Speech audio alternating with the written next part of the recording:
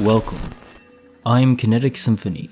I hunt down and report on mysterious and weird true stories, from glitches to the paranormal. This is my monthly compendium of case reports, between the 1st to the 29th of March 2021. Case files number 61 to 93. Case file number 61, written by user Freak Salad. A walk at night. Look up. That was a mistake. About 5 years ago, I was abducted. I'm not a kook. I'm a scientific-minded person. I've tried making sense of it. I've concluded that it was too real to be a dream. All I can remember is the moment before it happened and the moment after.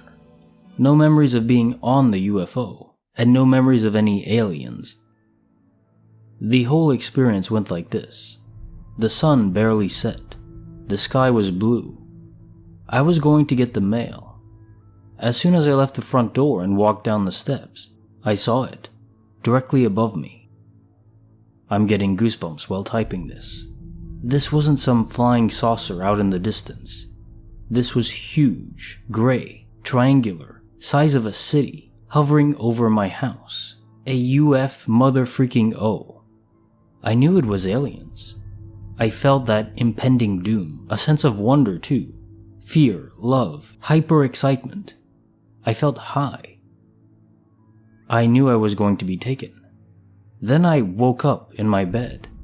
But it wasn't morning. It was the same time I went to get the mail. It's the craziest thing that's ever happened to me. So I googled triangle UFOs because this wild stuff happened, and what do you know? It's a thing, a common type of sighting. I never knew this. Then for some reason, triangles everywhere. Street signs, music covers, screensavers, tattoos, Illuminati symbols, Nazi symbols, the pyramids. What the hell? Could it have been a dream? No. Triangle coincidences later. Maybe. What I do know is this. Truth is stranger than fiction. Stay weird. Update. I've read all the comments on my last post. I want to thank you all for your support and personal stories relating to the abduction. I'm truly grateful. But to be honest, I feel like I shouldn't have posted. Ignorance is bliss. I'm questioning everything. I'm starting to feel paranoid that I'm in danger. As I type this, my right ear started to ring, and loud hail began hitting the window. I'm genuinely scared. I fear I'm being watched. I get the chills and my hair keeps standing up. I was asked questions on the post. I wanted answers myself, so I did some digging. I do not like what I found. Endless streams of evidence supporting my abduction. It makes me sick. I feel like I have PTSD. I have links to what I've discovered, but first I want to add some details to my last post. I said I got abducted 5 years ago, but it could have been 10, I don't honestly remember. When I said woke up, it was more like I became aware again, like I snapped out of a trance. I wasn't groggy, it was all one quick event, like an edited splice. I walked outside, looked up, saw it, then I appeared in my bed. Some people commented, if you're scientifically minded, you should know it was a dream. I think I was abducted because I'm scientifically minded. Case notes, file number 61. I watched a few videos you researched. I've never consciously thought of having been abducted myself, or even having seen a UFO, but honestly I felt really freaking uneasy seeing examples of what you described. I'm not sure if I have repressed memories or something, but damn. As for your case, you've never felt abducted. It was time loss, loss of consciousness. It does sound like you were interacted with. Did you have any markings on your body after? It's been a while, so you probably don't remember, unless there's scarring involved. If the OP responds later, I'll add it to the comments. What do you think? A quick note before the next story. If you're enjoying the video, consider sharing it. It really helps. Thank you. Case file number 62. Written by user Loose Alternative 990. Yet another account of time distortion. from 12 to 4, seemingly instantaneously. This happened 2 years ago.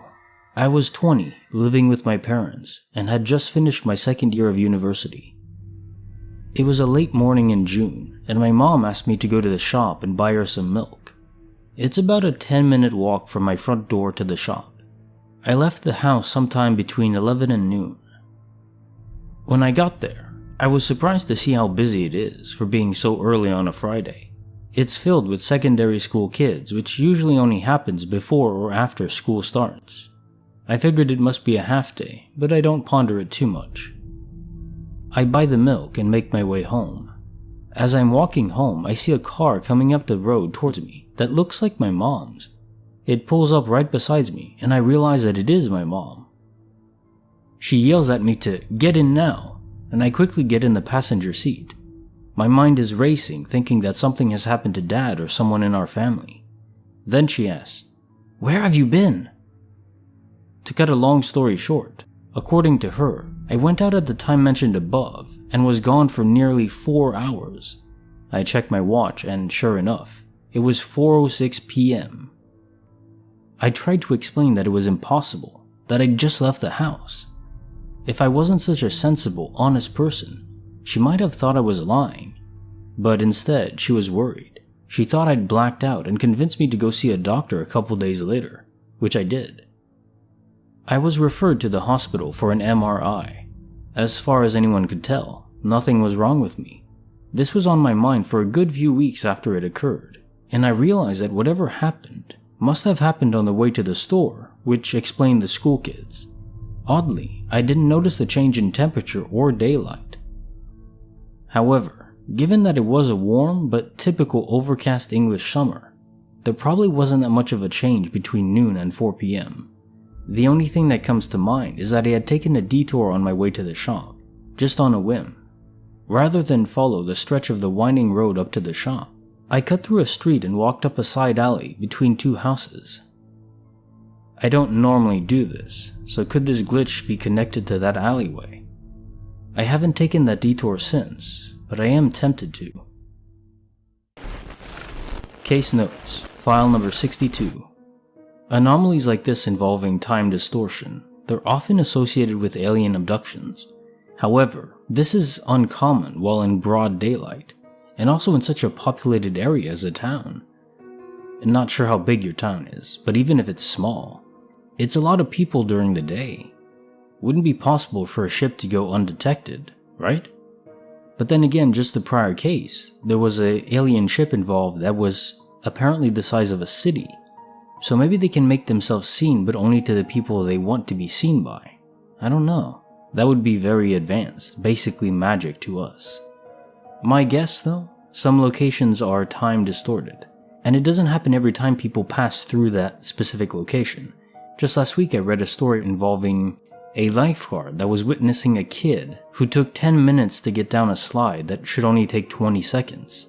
And there was even another kid that went through the slide twice, and there was no issue. So he wasn't in the slide until then he was later.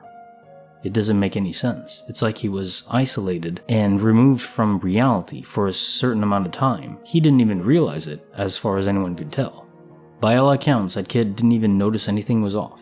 It's been 2 years, so you probably don't recall, but were there any markings or bruises on your body? I also saw you mention you had an analog watch on. Was the time kept correctly on the watch? You didn't have to readjust it after the fact. The OP responded to my comment, saying, "There were no bruises or markings. I didn't even feel tired or unwell. My watch was the correct time when I looked at it when I got into the car. Wish I had my phone with me though." I read that water slide one too. Really creepy and not too dissimilar from my experience, but in a different perspective. I wish I could have someone witness and tell them what they saw. Continuing my thoughts. Then by that account, because your watch was matching the time, it does seem like your entire body, including the watch, was simply separated from reality. I don't believe this case is an alien abduction. Case file number 63, written by user Throwra, Yikes Girl. 3 examples are given from a lifetime of baffling, inexplicable happenings. It's an inside joke with my family that someone up there has my wires mixed up because I always have weird coincidences or unexplainable things happen to me. I also get those dreams that come true later too. These are stories of other people experiencing weird things that involved me, but weren't caused by me. Hope you enjoy it. Number 1. A woman who frequented my dad's workplace convinced him that she knew me and sponsored me in Little League. I never played Little League, but I did volunteer at some games with my after-school club doing arts or snacks. The next time she came around, they chatted and my dad mentioned that I never played sports. She was adamant she sponsored me, and the next time she came in, she showed him a photo of a team flag with my name stitched in. I have a somewhat unique name. Probably less than 10 people have ever had my first and last name combo. My dad thought she was weird and gave her business to his colleague. Number 2. An old friend I hadn't spoken to since high school texted me out of the blue saying she had a crazy dream I was in a car accident. I was commuting during rush hour and a truck switched into my lane without looking, pushing me into the median. She texted me as I was sitting in the back of an ambulance, getting looked over, and I sent her a selfie with the EMT to freak her out. Number 3. I used to live next door to my cousin when we were in high school. It was a duplex situation with stairs splitting the building into a left and right side, so our front doors faced each other. I would often go over to escape chores at home or just to hang out. I'd text my cousin, "Come open the door," followed by knocking an obnoxious tune, and he'd come let me in. One night, I was up late watching a movie in my living room. I get a knock at the door and open it to see my cousin standing outside looking rather tired and annoyed. He asked me if I was coming over or not, to which I said no, I'm in the middle of a movie. He asked me why I had been knocking on his door and texting him then. We checked my phone and my outbox had 6 texts in a row saying, "Open door." It freaked us out, and I texted him while he was next to me. WTF, I didn't text that. And "Do not open the door." In between my 2 texts to him, another "open door" was sent. He had his messages open, and we saw all 3 messages pop up in real time. This was before I had a smartphone. LG Beacon. I looked it up.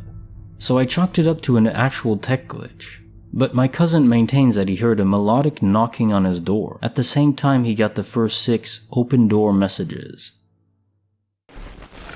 Case notes, file number 63. Number 1, I have no particular explanation for, given your name is so unique. Maybe it's just a coincidence, but I suppose that's your life catchphrase, isn't it? Number 2, so straight up foresight on the part of your friend.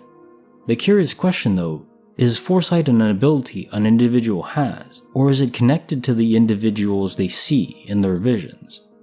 Maybe people don't have the ability, they merely connect to special people, key players if you will. The last one sure could be a tech glitch. I've read a few related to this, emails being sent later on, and duplicates. Of course, what makes it genuinely unsettling is that your cousin heard knocking in your own self-described obnoxious tune. What do you think? Case file number 64, written by user Kaizek96. As a child, he played with another young girl who no one else noticed. There's a reason for that. I remember looking through a photo album with my mom a while back, and we came across some pictures of my aunt's house, which happened to be a farm. I have a memory of that place even though I was only 4 at the time. Particularly of this little girl I used to play with there. It was so strange because it was my first memory of meeting my aunt and uncle, as well as my cousin. They were all in each other's arms except for this little girl who had long curly blonde hair, fair skin, blue eyes, wearing this blue overall dress with a white shirt underneath. She was just standing there off to the side, ignored by everyone else, and yet she was looking at me with a charming smile. I remember being confused about this and wondering if she did something really bad to be ignored like that. Sometime later on, we were having dinner and at some point, I remember seeing her again at the stairwell, beckoning me to come play with her. So I asked my mom if I could go play and she said yes. Everyone was so engrossed in each other's company that they didn't even notice me heading up the stairs with her and into my aunt's bedroom, where the girl led me to a closet away from all the chaos. The closet door was left just a crack open, allowing some of the light from the hallway in, illuminating her face. She hands me some cards and, of course, I had no idea what to do with them, so she attempted to teach me. This went on for some time until my mom started calling out my name, searching for me. Just as my mom enters the room, the little girl starts to evaporate into the shadows, escaping my vision, and I was suddenly left alone in the closet with a handful of cards. So when I saw those pictures in the photo album, I asked my mom what had ever happened to that house. My mom tells me that Auntie sold it, and when I asked why, she said it was actually because I freaked them out. Intrigued by this, I pressed on a little more, asking what exactly had happened. She said that when they noticed I wasn't around, they went looking for me, eventually finding me in my aunt's room in her closet, playing with some cards. No one knew where I got those cards from, and they were especially weirded out when I wouldn't stop asking where the girl, whose name I can't recall, was. I did end up telling my mom about that experience, and she took interest in it, but you could tell she was also becoming unnerved by it, and we eventually ended up changing the subject. It's so weird though, having that memory. I honestly thought I had another cousin when I was little, and I thought my aunt and uncle were hiding her from me. That was until my auntie gave birth to a little girl, and I eventually just moved on from trying to see that girl again. Case notes, file number 64. So my initial thought is, do you remember where she took the cards from? Were they on the ground around a room or closet, or did she have them on herself? Either way, if this was a ghost, that's the most shocking aspect. It would mean either she physically manifested the cards from the ether, or was able to interact physically with existing cards in the world. In both cases, that's honestly incredible. Case file number 65. Written by user MetaLibra6. Happy birthday. Wait, that's early. Weird. Hey wait, this conversation already happened. I swear it. My birthday is the 6th of October. This one was quite uneventful with one exception. Let me preface this a little bit by saying that 1 or 2 days before my birthday, I had 3 different and unrelated people tell me, "Happy belated birthday," which I thought nothing of when the first person said it. But by the third time, I was thinking maybe my birthday on my Facebook profile changed somehow. So I checked, and it was still set to show my correct birthday. Fast forward to the night of the 4th, and my partner, after a long commute, got home from work at 7 p.m. and started complaining about a match with his favorite soccer team. They're usually a very excellent team and win a majority of their matches. He was enthusiastically telling me that they had lost against the team that was known to be not so stellar. He told me the score was 7-2, which he repeated several times throughout the night in disbelief. When this conversation happened, I was sitting in the chair at our dining table, and he was sitting on our 2-seater lounge about 2 meters or 6-ish feet away. Fast forward again to the next day, the 5th, and it's about 5 p.m. My partner had just gotten off work and sent me a screenshot of a score message saying that he was so upset that his favorite football team lost 7-2. I told him, "Yeah, don't you remember we had this conversation last night? They lost 7-2 because of blah blah blah." And he said, "What conversation? I have no idea what you're talking about." Needless to say, I was confused at this point and thought he was acting strangely. What is he talking about? We 100% had the conversation. There is zero doubt in my mind. I was there in person. It happened. It wasn't some dream. So I pushed further and described what I remembered. He said, "What are you on about? That didn't happen. There's no way we talked about it last night. They didn't even play until 2 a.m. this morning." So I furiously went onto Google to find the list of game times, and to my shock, he was right. The only game that had a score result of 7-2 was a match that was played that very morning at 2 a.m. my time. There was absolutely nothing the night before when we had that conversation. But I was the only one remembering it had happened.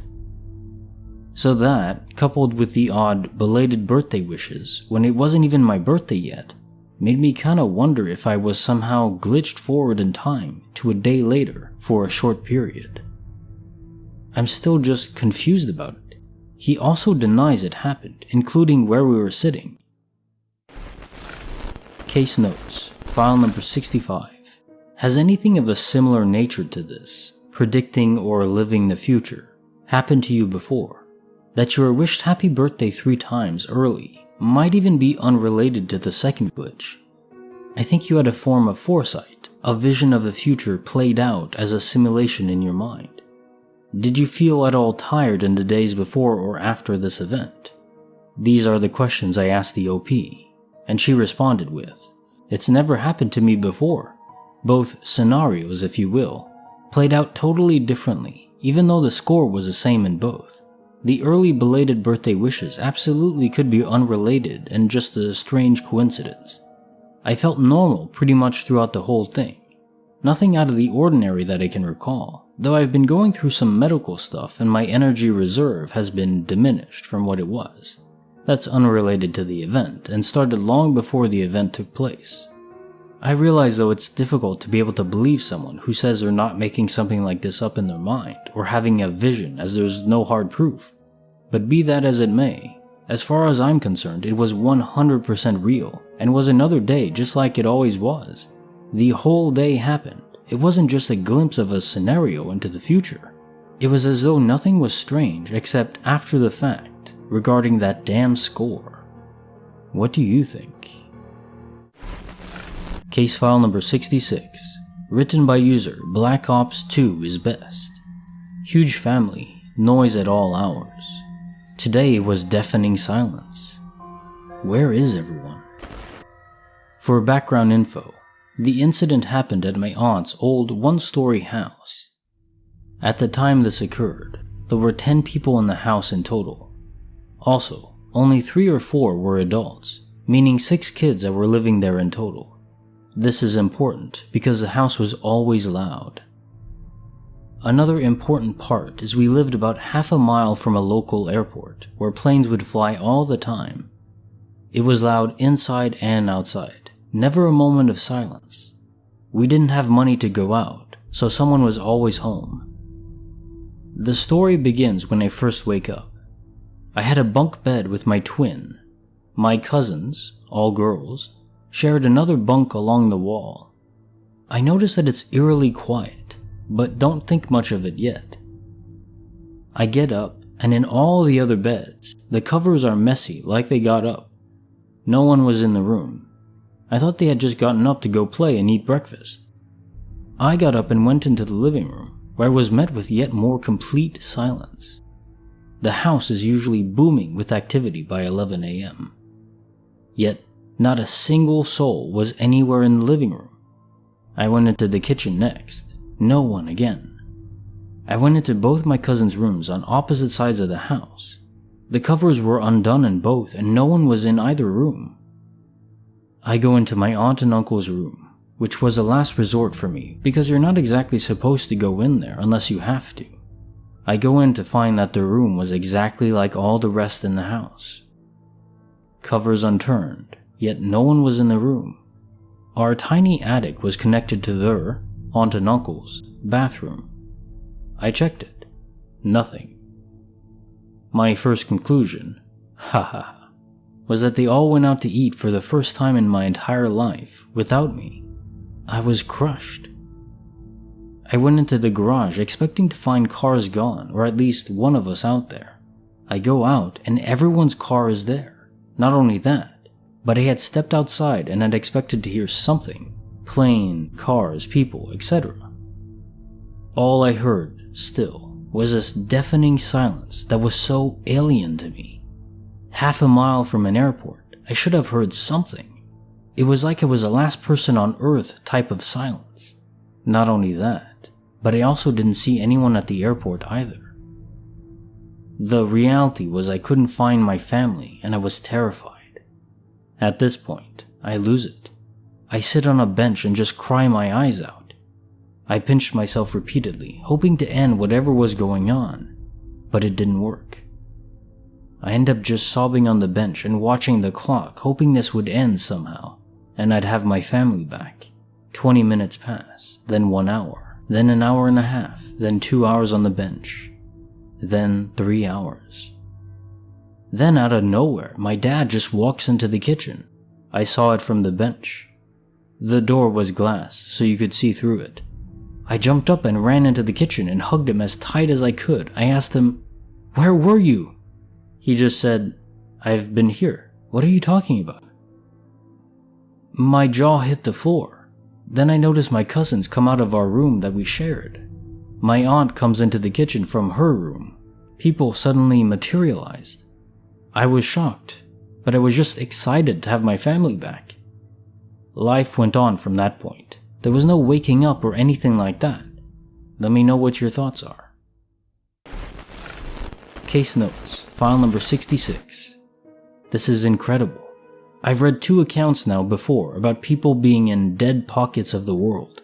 One where the person's whole world went gray, and another one at night, where he was just walking around.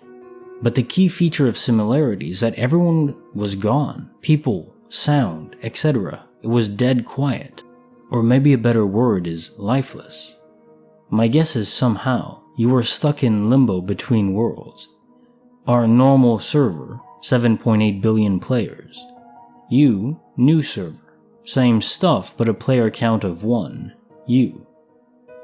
It makes sense in a weird way, besides the obvious flaw of how the hell and why would you go there and how did you come back? Oh, and did your family notice you were gone for 3 hours? The author responded to my comment, saying, "I'm glad to know there are other accounts of this. I don't want it to ever happen again though. And they didn't notice that anything happened besides my scared expression. It was like life just continued on like normal." Continuing my thoughts. Now see, that's the detail that takes the glitch to another level. It's not that you were disconnected from the world for 3 hours, but somehow no one realized. So either they interacted with a fake you for those 3 hours, or somehow time lost its meaning for everyone. This is so strange. Case file number 67, written by user Ernesto Marord. Moxie had passed away, but maybe not entirely yet. Moxie was 14 years old. She was a pit mix. Sweet dog with a strong personality. On New Year's Eve 2020, she suffered from vestibular disease, which refers to a sudden, non-progressive disturbance of balance. It is more common in older dogs. It's also referred to as old dog vestibular syndrome and canine idiopathic vestibular syndrome. This happened while I was walking her and the other dog, Kuma, together. We were about half a block from the house when this happened. After the diagnosis on the 1st and 6th of January, her health deteriorated further. Lost about 20 pounds and refused to relieve herself outside, even with a comfortable sling I had purchased for her to ease her walking and to ease my back. She died on February 1st around 9 a.m. There was sadness all around. A week later, on the 8th, we were in the kitchen making dinner when suddenly her distinctive bark of happiness was heard down the hallway from our bedroom. One loud bark. This is something she would do regularly to get our attention so we could help her get onto the bed. We both stopped what we were doing and stared at each other. The other dog looked down the hallway also. I said, "That was Moxie." Her, "It was." Me, "She must be saying hello from the afterlife." We both, and Kuma, curiously went to the bedroom, turned on the light, and there was nothing out of the ordinary, just the notion that she barked at us from the afterlife. Case notes, file number 67. So this was one final echo from your beloved. This is beautiful in its sadness. Ordinarily, if only one of you had heard it, I'd have chalked it up to your mind conjuring her bark as almost a defense mechanism against the weight of your loss. Of course, your wife heard it too, and even Kuma, the other dog, so there's nothing hallucinatory about that. I do love it when unusual events have multiple witnesses. I'm genuinely sorry for your loss. I've had 3 dogs in my relatively short life so far. It's hard to describe the biting, sharp pain that accompanies their passing. But I think biting and sharp do a good enough job. But as they say, time does mend all wounds, so hang in there. You'll be okay. A quick note before the next story. If you're enjoying the video, consider sharing it. It really helps. Thank you. Case file number 68. Written by user Marian of Oz. This is her sister's recounting of an unsettling reality not of her own. Hi, I'm from Italy, and I've already contributed with 2 posts and strange things often happen to me. But this happened yesterday to my sister, and she's still freaked out about it. Due to the pandemic, she's working at home, and every midday, she goes to our parents to take the family dog out for a walk. Yesterday, she went to take Jazz out, but there was no Jazz. He was nowhere to be found. Our dad was out grocery shopping, and our mom was in the kitchen. When she asked her if Jazz was with our father, our mother asked her who was Jazz. Long story short, there was no dog. Apparently, after the death of our first dog, we didn't adopt another one. Thinking of a strange prank, which is not typical of our parents. They're not pranksters, and they're in their 80s. She searched the house, and she couldn't find anything suggesting the presence of a dog. No dog food, no dog bed, no dog toys, which he has plenty of. They're always strewn about everywhere. Then our dad came home. When she interrogated him, he started to think that she was the one who was joking. At the same time, from the kitchen TV, she heard the news reporter talking about the end of the pandemic and the surge of something she couldn't understand. This morning, she said to me that the reporter didn't seem very preoccupied for the surge of whatever it was, because a word she couldn't hear would take care of it. She was so agitated that she also warned me that maybe she didn't understand it well. After that, she returned home because she didn't want our parents to see her while she was freaking out, and she tried to call me because she's still indifferent to these kinds of events. But she knows I'm a believer, and she wanted me to join her to unravel what happened, trying to understand what had happened. And then, I was nowhere to be found. My cell phone wasn't active, and she couldn't even reach the shop where I work. They simply didn't answer the phone, which is quite improbable because except for being closed, for us to answer the phone is mandatory. She tried with some of my friends too, with no success. After that, she went to bed and cried until she fell asleep. This morning, I found 16 calls from her, with today's date. I called her back worried that something had happened, and she was crying. She's still very agitated, and she took Jazz to her home because she wants him to spend the night with her. She also confessed to me that yesterday, she couldn't muster the courage to call our parents or relatives and ask about me, because she was too scared they would tell her she was an only child. At the moment, she doesn't want to talk about it anymore, and obviously, I keep asking myself what was that? My parents told me yesterday that they didn't see her at all. They tried to call her at midday for the dog, but her phone was muted, and they concluded that maybe she was busy. They thought it was strange her phone was muted, but they didn't investigate further. This is all. I keep wondering where Jazz and I were, and what the news was talking about. Maybe in another universe, if my sister was not hallucinating. She never had these kinds of problems before.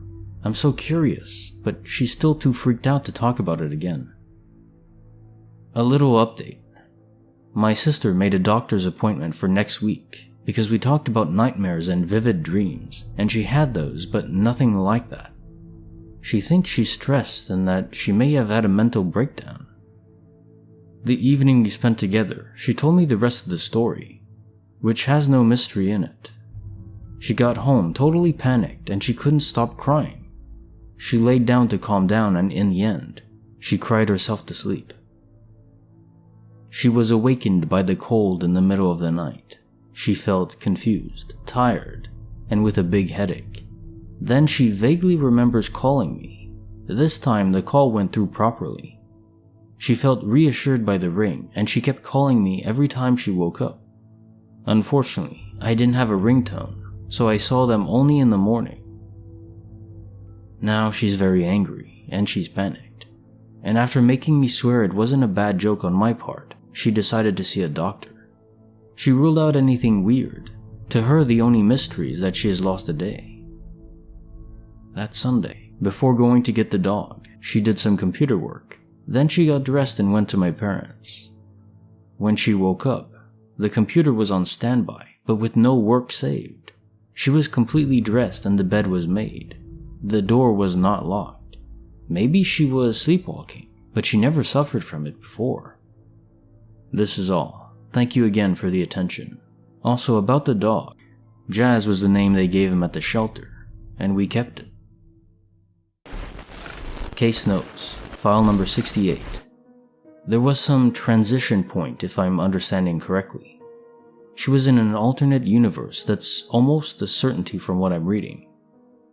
Uniquely though, relative to other stories like this, the universe she occupied briefly was significantly different from our own. Normally, quote-unquote, the differences are very subtle, often not even noticeable for a long time. But when she got back home and called you, the calls went through. She was back. Perhaps it was related to her falling asleep. It wouldn't be our physical bodies moving in space-time, but the conscious player in us hopping bodies. You can call it our souls if you want. In sci-fi, the best comparison I could make is in Stargate SG-1, the 9th and 10th seasons.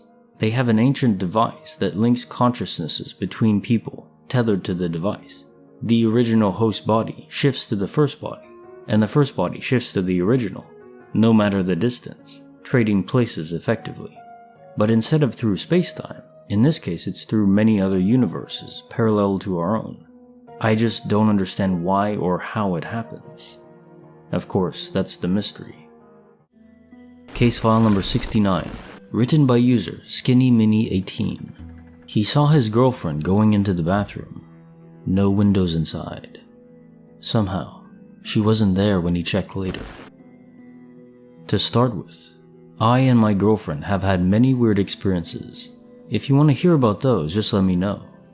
Anyways, back when we were around 16 and 17, I was staying over at her mom's apartment. When you first enter the apartment, the kitchen is on the left, then her mom's room and the bathroom is on the right. If you keep going straight is the dining room and living room, with my girlfriend's room in the back, to the right, and she has a mini bathroom in her room. It's a very small apartment, so it's not hard to bump into each other or miss anyone.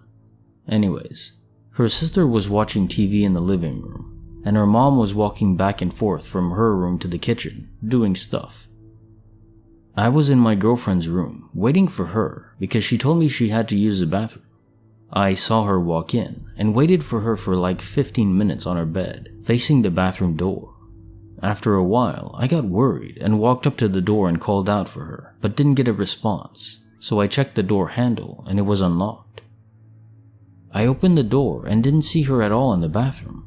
The bathroom is super small and had no windows or anything, so I was super confused. I went to the living room and asked her sister if she saw her come out, and she said no. I asked her mom the same thing, and she said no as well. We looked all over the apartment and didn't see her at all, and we all got worried. I called her phone and it kept going straight to voicemail. It wasn't anywhere in the apartment. She usually takes it with her to the bathroom. Eventually, we saw her walking from a distance outside and she looked out of it.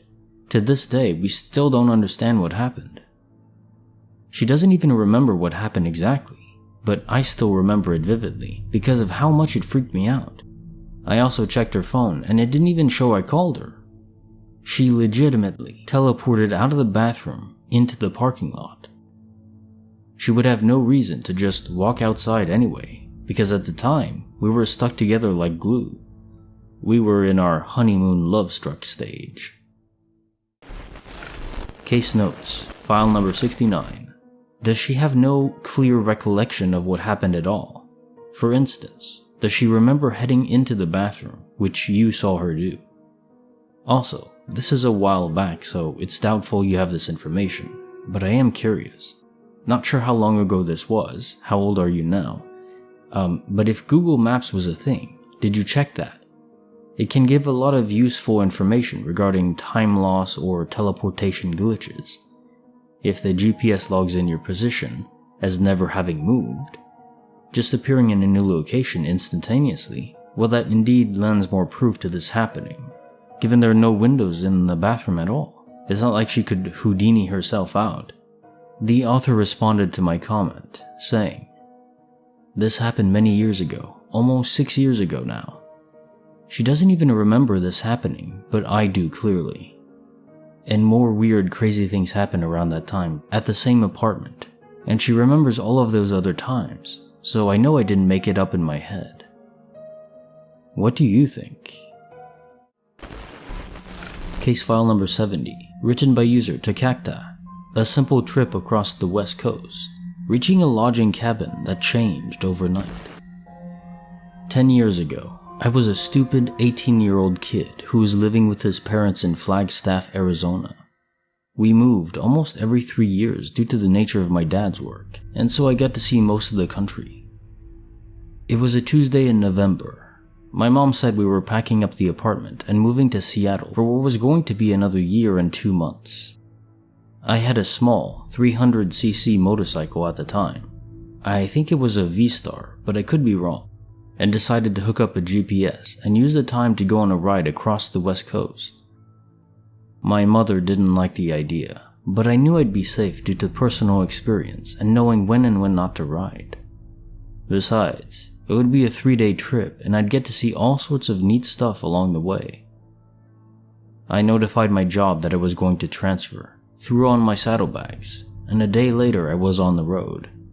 I managed to make it through western Nevada to avoid LA traffic, and stopped before taking the I-5 into California.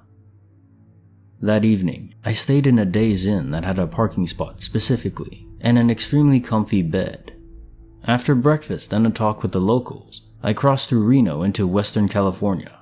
From there, it was only 4 more hours until I reached Oregon. Luckily, I had time to spare, so I wanted to take some back roads and discover what this dank, damp state had to offer. It was fall, and there was a deep chill in the air. Riding through it sent shivers down my spine like nothing else ever had. November's weather in Oregon is almost identical to that of Pittsburgh during that season. It makes you want to curl up in a ball and sleep for a decade, only to wake up and repeat the process all over again. Eventually, I grew tired enough that I wanted to find somewhere to stay, and managed to see a sign advertising a Green Hills Hunting Lodge on the side of the road. It was accompanied by a long, steep hill that took me what felt like an hour to climb. Though when I reached the top, I was greeted by a large and gorgeous cabin that looked like it was specifically made for weddings, as something ripped out of a fairy tale. I was bewildered. I parked my bike, took off my bags, and threw a tarp over it which was secured by bungee cords. I walked inside and met a Korean woman who was working at the front desk. She spoke perfect English, but had a very distinctive accent, in which she explained to me that I could choose my room due to an abundance of vacancy. Cool, right? I chose room 31, as the entire building was all on one floor that evening. She handed me a key with the tag 31 attached via keyring, and tells me to have a good night. I throw all my stuff down and head to the bathroom to wash up after riding for an entire day. The room itself looks like a cabin, stunning in its beauty. The floorboards are all real wood, and even the shower has the same natural wood as a tub surround. I take a shower, then head to bed, and realize that the mattress is incredibly comfortable. It makes me all cozy, only to realize something is off. It's not something obvious, but I knew there was some sort of oddity about this place. I push it to the back of my mind and fall asleep. The next morning I wake up to find the walls went from natural brown to a deeper gray, as if they were stained overnight. This wasn't a result of natural lighting via LEDs. The room was without a doubt a different color. I shrug it off and get all my stuff together, making sure everything is still where I left it. I head out of the room to find that not only had the wood changed color, I was on a second floor that previously didn't exist. The light from the morning sun wasn't permeating the windows of the cabin, and there was no one in sight. I started to freak out, nearly having a panic attack because this wasn't right. Thankfully, there were stairs that I dashed down as fast as I could, and made my way to the front desk and rang the bell once, twice, 3 times. I was breathing heavy, and I knew I had to get out of there. No one was coming to check up on me after about 10 minutes of waiting, so I dashed out of the doors and into the lot. I ripped the tarp off my bike and looked back at the lodge. It wasn't the same lodge. This was a broken down, abandoned, dirty building that looked as though it was about to be condemned. I didn't want to ask any more questions and rode off as fast as I could. That place still haunts me, even to this day. Case notes, file number 70. A chilling tale indeed. Did you by chance pay with a credit card, or was it just cash? I'd be very curious if the trail you took to get to this cabin was on Google Maps, if retracing your steps is possible here. Or maybe again GPS tracking via your phone. The vibes I get from this story are reminiscent of Twin Peaks. Something just off, you know? All that's missing is that beautiful soundtrack and a dancing dwarf. Case file number 71, written by user Sydney Danielle 23. Hotel elevator ascends, not to where it's supposed to. First off, I know this is nothing compared to the other stories on here, but I choose to share because why not? Before and after this incident, several other things continued happening to me, strange things. I've just gotten used to it and even have learned to appreciate them. So this was when I was about 8, 2001. My mom, brother, aunt, and grandma had all traveled to Chicago to see Dinosaur Sue. We had been staying in a hotel nearby for about 5 days. It was very upscale, new, and overall very nice. For those entire 5 days, my mom would let me run ahead to the elevator when returning to our room from swimming, getting ice, etc., and let me ride up alone since our room was right to the left of the elevator when you got off, and my grandma would always have the door cracked. One day, on the way back from the pool, I just got out. Wet hair, suit, towel. I did the same, ran ahead and entered the elevator, pressed the button for the 7th floor. There is only one elevator in this hotel, by the way. When I got to the 7th floor, which I knew by the signs outside the elevator, I went to the second door to the left, as I had maybe 20 times before in that week. I knocked and knocked. Nothing. I remember becoming weirdly alarmed at this point. The best way I can describe it. Even though I was smart enough to know I could always just return to the lobby, or that my mom would be arriving shortly. So, while wondering why my grandma wasn't answering the door, I returned the few feet to the elevator and waited for my mom and brother. I saw on the display that the elevator was arriving on floor 7, the floor I was on, which was written on the sign. I see the light and hear the elevator ding. The doors open. Empty. At this point, I just feel something is very off and return to the door, knocking and crying now, getting cold because I'm still very wet from the pool. Finally, after no more than 1 minute, a very old woman answers the door and says, "Dear, I told you already yesterday, this is not your room." I had never been there yesterday. She then said, "It'll be fine, I'm very sorry, but I'm on the phone with my son.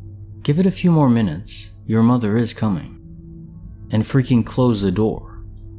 I was shocked, and how could anyone close the door on a crying kid who lost their mother, especially a woman who seemed like the caring grandmother type. Almost immediately after she closed the door, the elevator opened and my mom ran out crying and grabbed me. She was saying, "Oh honey, where were you? I've never been so worried." She then went to open the door. Not our room. She was stunned. The whole time I'm trying to explain I had been here, and my timeline of events had only been about 5 minutes. She kind of just went into autopilot and went back into the elevator with me. She pressed 7 again.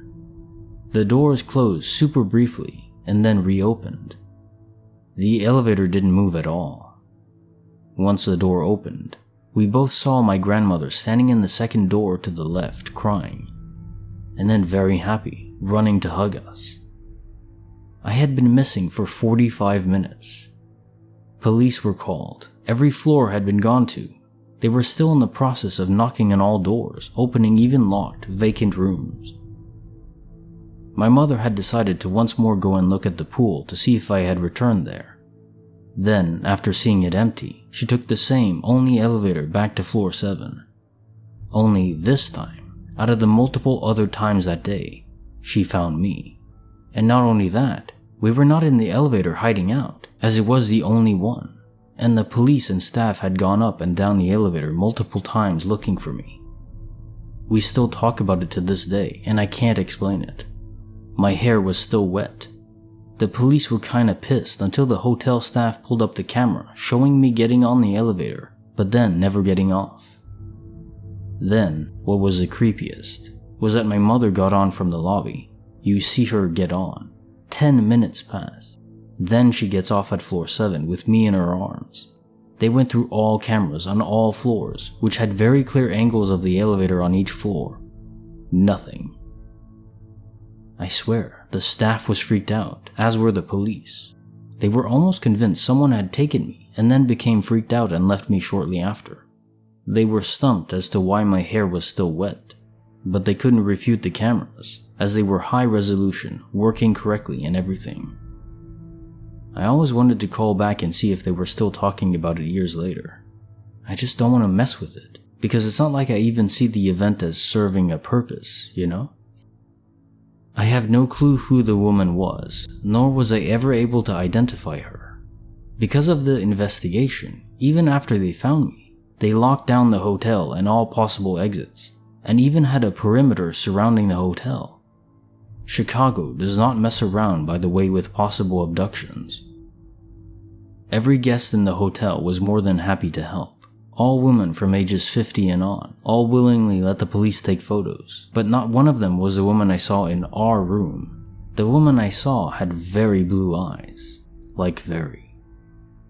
The only possible connection I can think of is that the woman and I had almost identical eyes. I have kind of a rare color for how dark my hair is. I don't know. Update. Just texted my mom. She thinks, I think it might have been the DoubleTree. I'm sure I can find out. I also called the police station and they have no clue what I'm talking about. What the hell? And I find it weird that no one in my family can remember the name of this hotel. Even my grandma, who has traveled the world and remembers every place she ever stayed at, can't remember the name. Case file number 71. Do you know what I think? Somehow this was a glimpse of you into the future, as a mature lady. The hint is given that your eyes seem to match almost identically, and no one in the hotel over 50 matched who you saw. It explains why this lady, you in the future, showed no concern. She knew your mom would find you right after because it had already happened to her. Already happened to you. Of course, where were you in those 45 minutes? It's not a hidden hotel room. Nor would it be an alternate universe crossover, since those run concurrently with our timeline. It is as if you temporarily time traveled into the future, your mom too somehow, related with that elevator, then back. I don't understand how though, it's truly baffling. It doesn't really fit into any of the ordinary glitch boxes. The author responded to my comment, saying, I know, it blows my mind. Logically, it doesn't make sense. I still think it could be a coincidence or like maybe a deceased relative. Who the heck knows? What do you think? Case file number 72, written by user Rogue Stardust.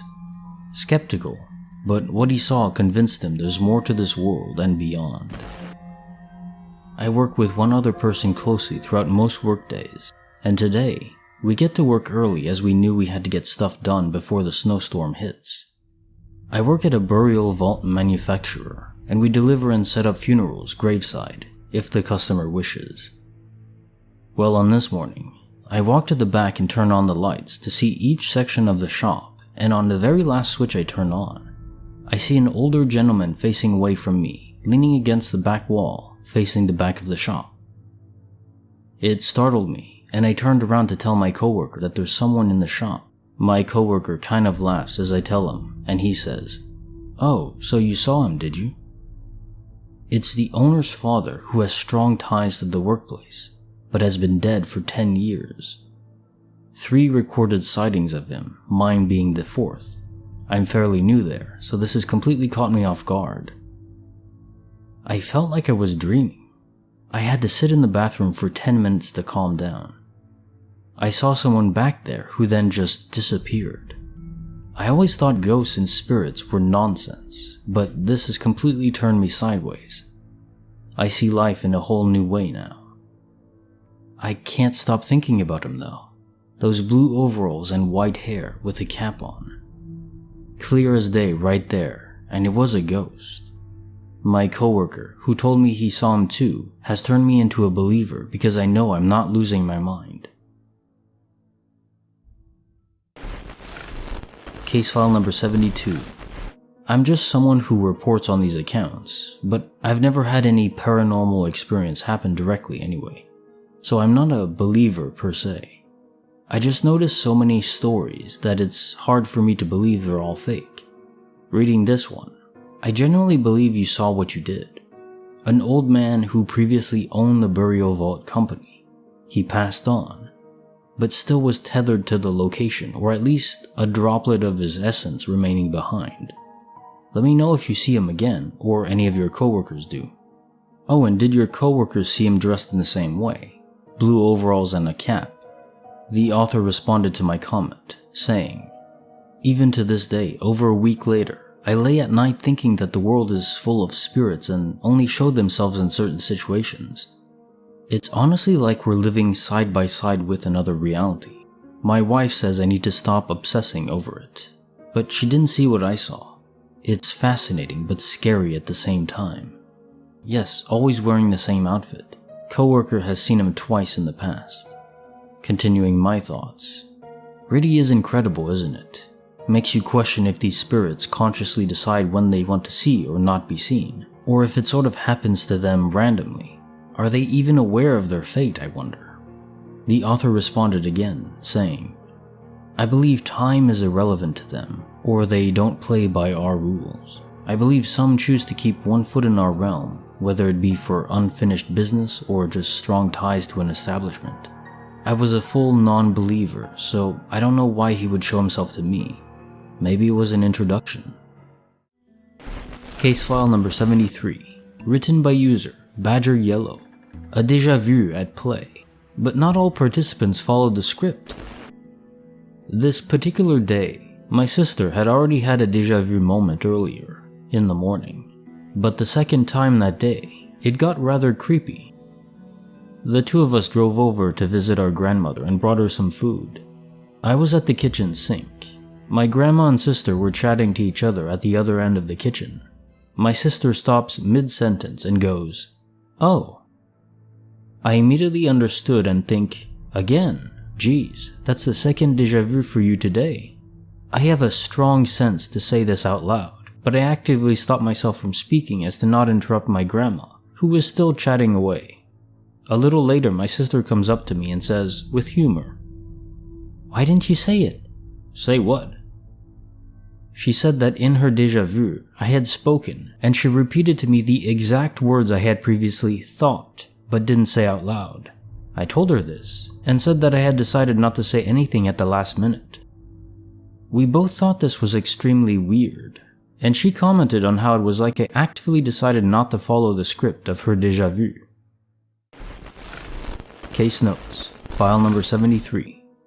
So then, in a nutshell, your sister saw the events play out and then return to normal.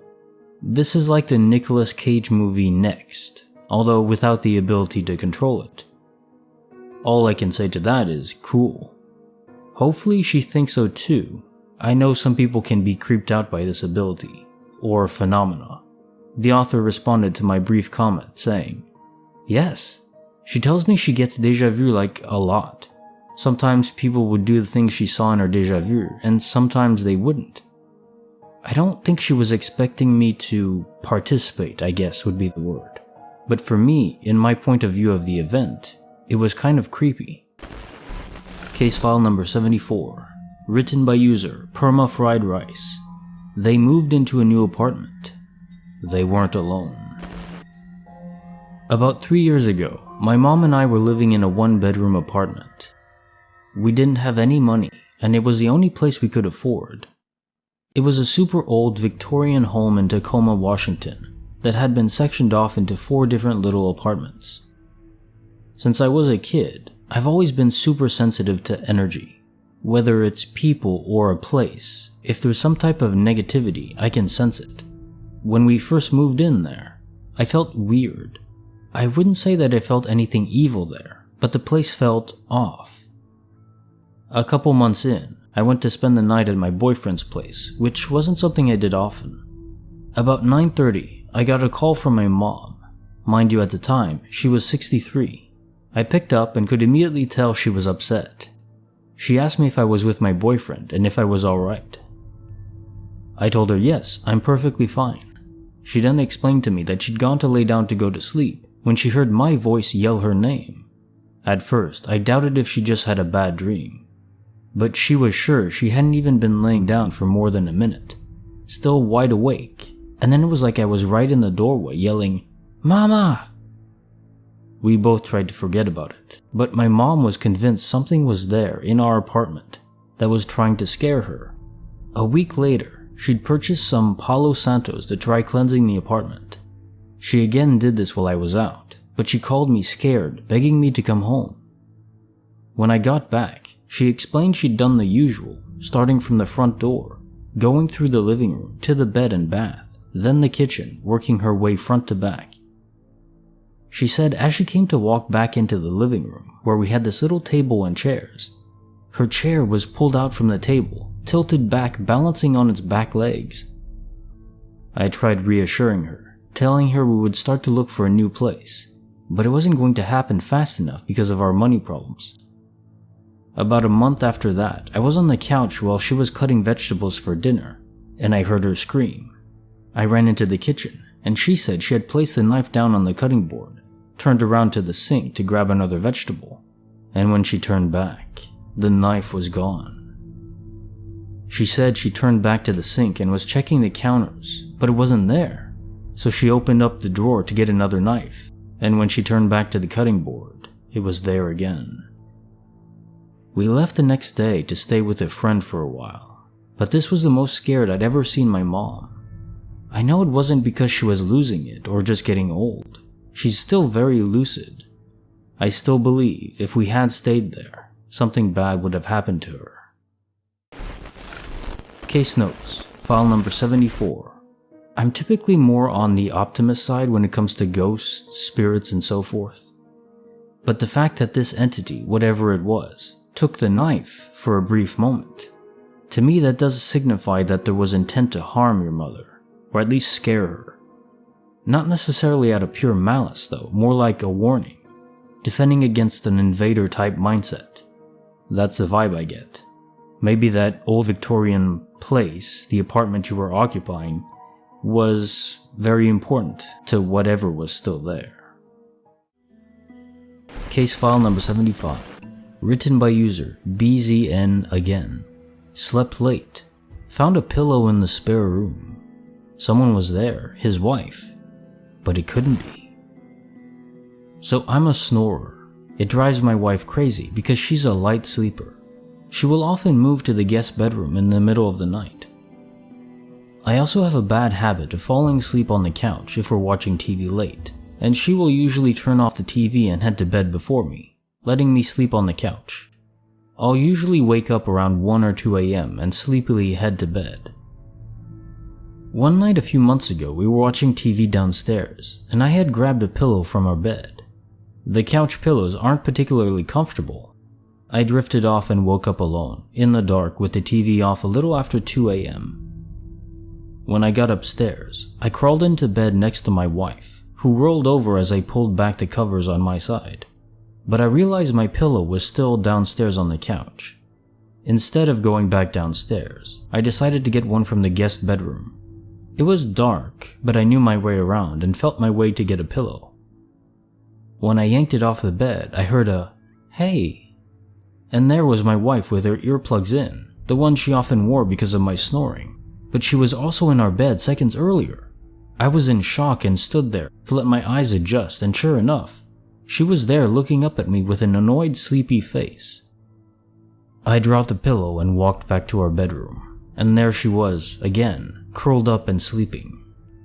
Utterly confused and freaking out a little, I went back to the guest bedroom, and there was nobody there. I wonder now if I were half asleep or something, imagining it. I have no explanation, and now whenever I go upstairs late, if I fall asleep on the couch, I always have this sense of dread and always check the guest bedroom before going to bed. It's never happened since. Case notes, file number 75. I read in the comments below that you were too distraught, discombobulated might be the perfect word, to check if the bed was still warm. So fair enough on that, no doubt I'd have been too. Do you recall if the bedroom door was open or closed when you went to get the pillow from the spare room? Anything else out of the ordinary that you saw? Your wife was still asleep in the other room, so she must not have heard whatever entity was in your spare room's bed. That's kinda wild. Maybe a spirit, maybe a trickster, or maybe could have been your wife's doppelganger too. The author responded to my comment, saying, "The door was open, but it's always open. There was nothing else out of the ordinary. I'm assuming my wife in the master bedroom didn't hear the 'hey', and despite my exclamation point in writing, it wasn't exclaimed by her that loudly." Case file number 76, written by user Haley's Comment 00, sightings, fleeting, and even a shared dream of the little girl who isn't. My husband and I just bought a 5-bed house and moved in 2 days ago. Everything was fine, great even. We were excited about the extra room. We were choosing which room could be a nursery, as I'm pregnant, and we're just dumping our boxes around, ordering takeout, etc. Just having fun in our new home. I would say the first thing I noticed was when I was laying on our bed moving my pregnancy pillow around, and playing some stupid game on my phone. It sounded like whispers coming from the bathroom across the room to me. We have mirrored wardrobes, so I looked into that and into the open door and didn't see anything. Weird. Must just be me adjusting and imagining things. It didn't happen again and I brushed it off. Foods arrived. We were nestled down on the sofa with the other boxes ready to go for tomorrow, when I, being the fatty, went to get another plate. I got up, walked into the kitchen, and I swear I saw something by the sink standing and facing the window and looking outside. I think it looked very tall and just black. I turned on the light and nothing was there. Okay, I'm officially crazy right now. I had a dream that night of a little girl wanting me to chase her to play throughout the house. I was thinking this could be our future child, as we don't know what the gender of the baby is yet. She looked very cute, dark brown pigtails and a small pink little dress. I also thought this could be our child, as it had the same color hair as we do, and my husband's striking green eyes. She stopped outside the nursery room and ran in with a giggle. I opened the door and couldn't find her anywhere. In my dream, something big, black, and I remember it had claws too. Well, it jumped out at me with a screech, and then I woke up. I woke up feeling like I needed to throw up. In the morning, I told my husband the dream and laughed it off like, "Oh my god, look how crazy this pregnancy is making me," sort of way. He told me he had a dream of a little girl too. He described her every detail right down to the frilly socks and shoes she was wearing. He said in his dream, he was using the family bathroom as I was in ours. He walked to come to ask me if I needed anything, and he saw her standing in the nursery room just glaring at him. He said he went to ask her who she is, why she's in our house, and where her parents were. Then she disappeared. He then followed it with another dream. His mom died 2 years ago and was in this dream. She was telling him to be careful and that the girl isn't a girl at all, rather something pretending to be, and that we should be careful. Case notes, file number 76. The detail that you both had a similar dream involving the same figure, that's what brings this all together. The other stuff could be explained away via nerves or lack of good sleep. Being in a new place and environment can play tricks on the mind, but you both had a dream relating to it. I wonder why this entity is appearing to both of you in this way. Maybe it's your future daughter's spirit trying to warn you of something. Or it's an entity playing with your emotions, like your deceased mother-in-law's warning to your husband was saying, that it's not your daughter. Just be careful. Case file number 77, written by user Generic Shite 1337. Morning routine completed, coffee in hand. Wait a second, where did the sun go? This is a couple years ago. At the time, I typically woke up for work around 7 a.m. Just an average night without anything out of the norm. I set my alarm on my phone for the standard wake-up time and went to sleep.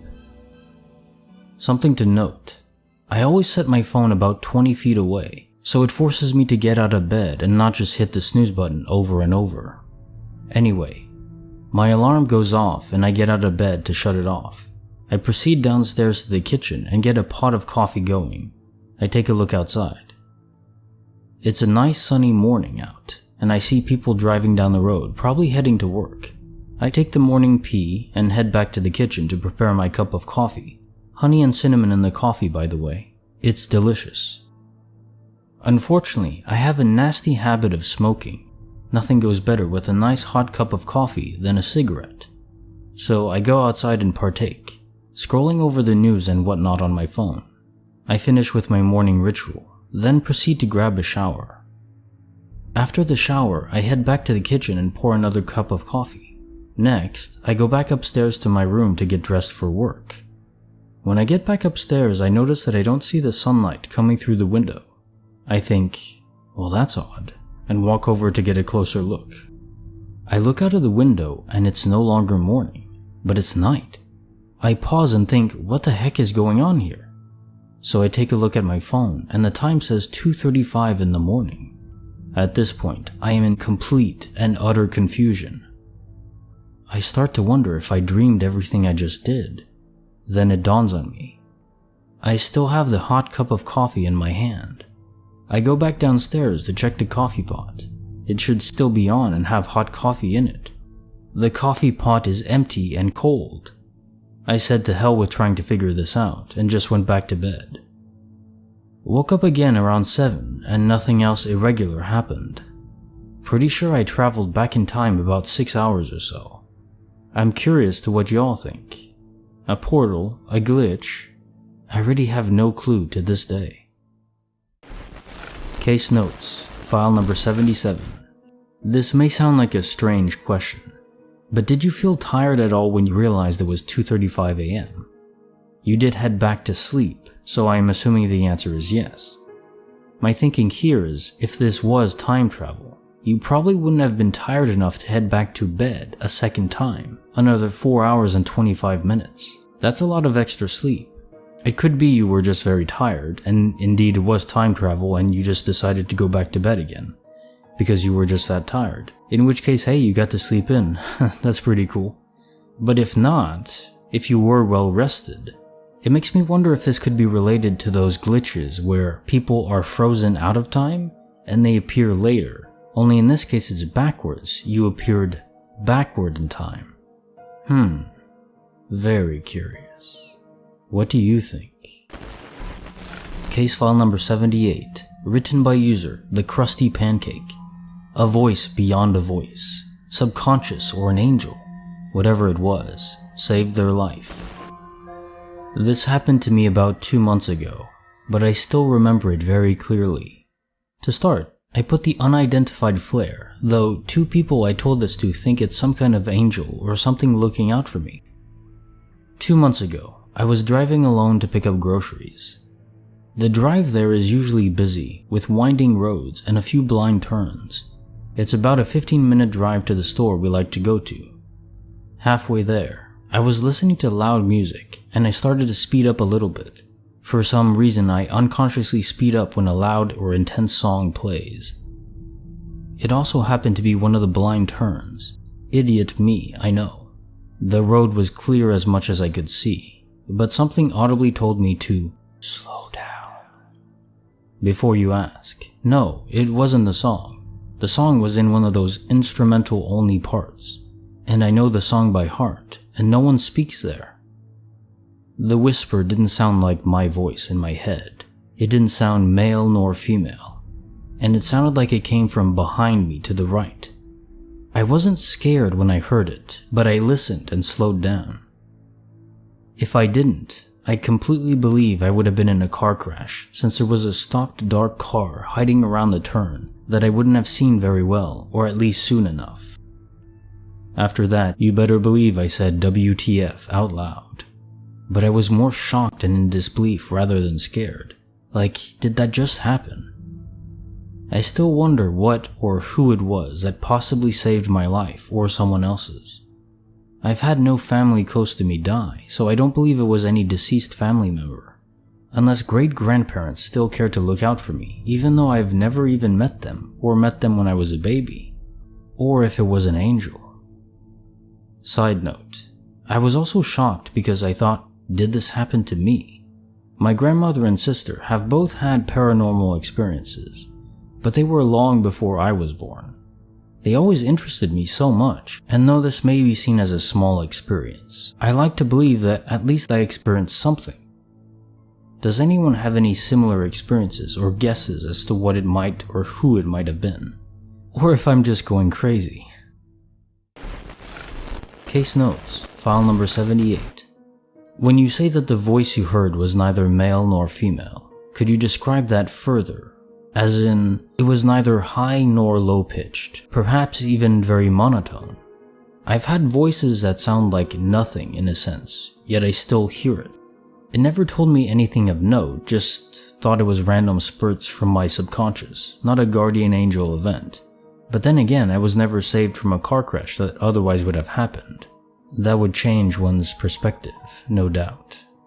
The author responded to my comment, saying, like the nothing you described, it had tone, like slight emotion, like a calm yet urgent tone.